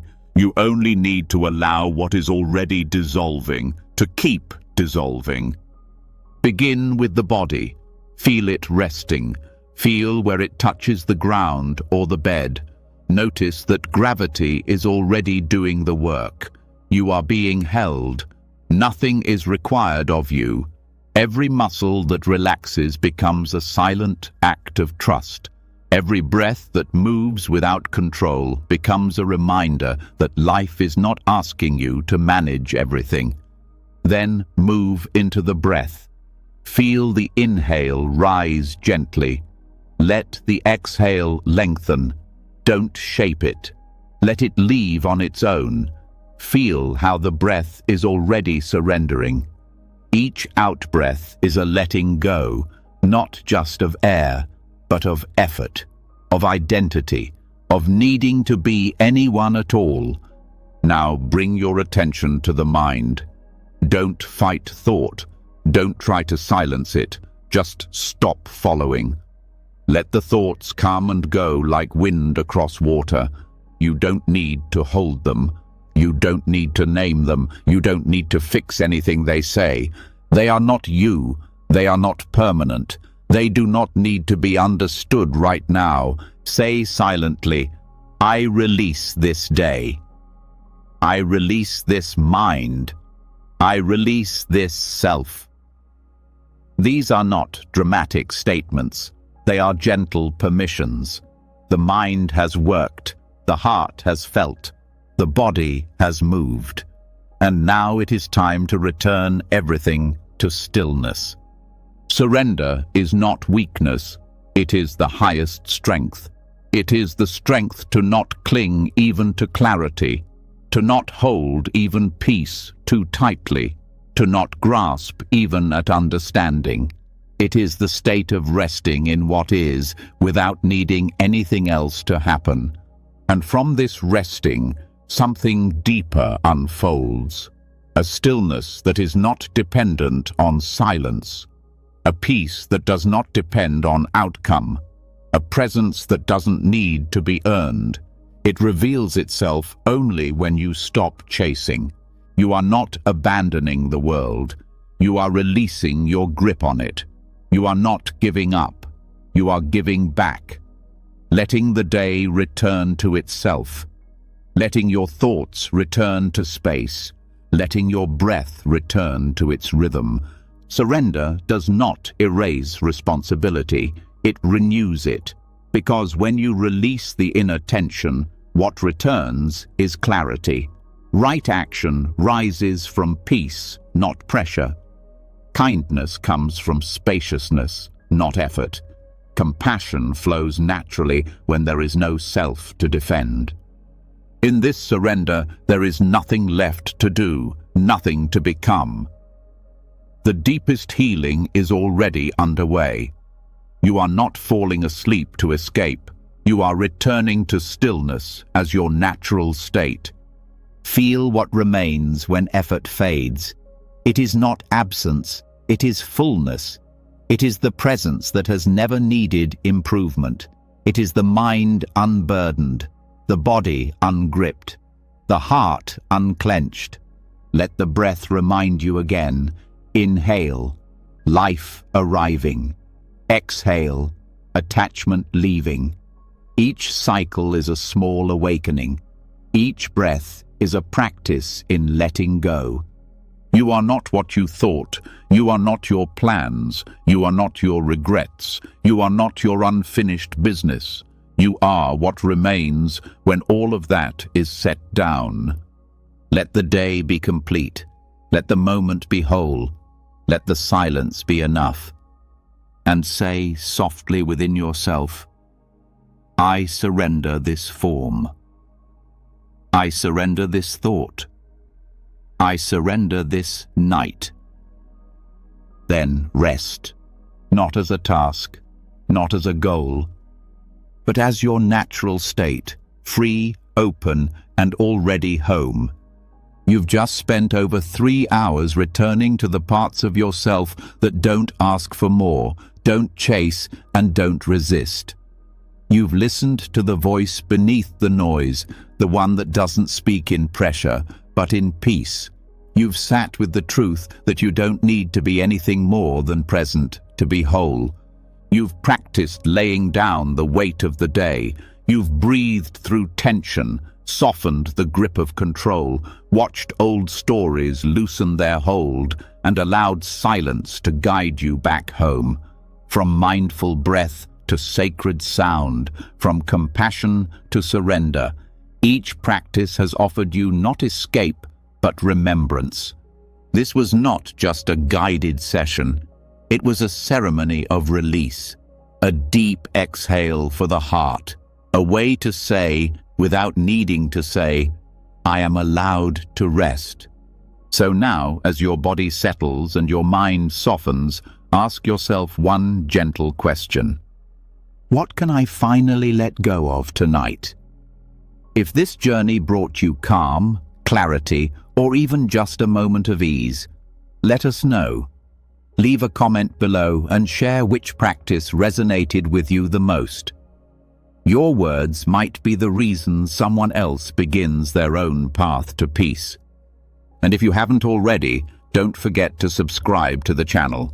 There's more waiting for you, more moments of stillness, more deep reflection, and more reminders that you are never far from peace.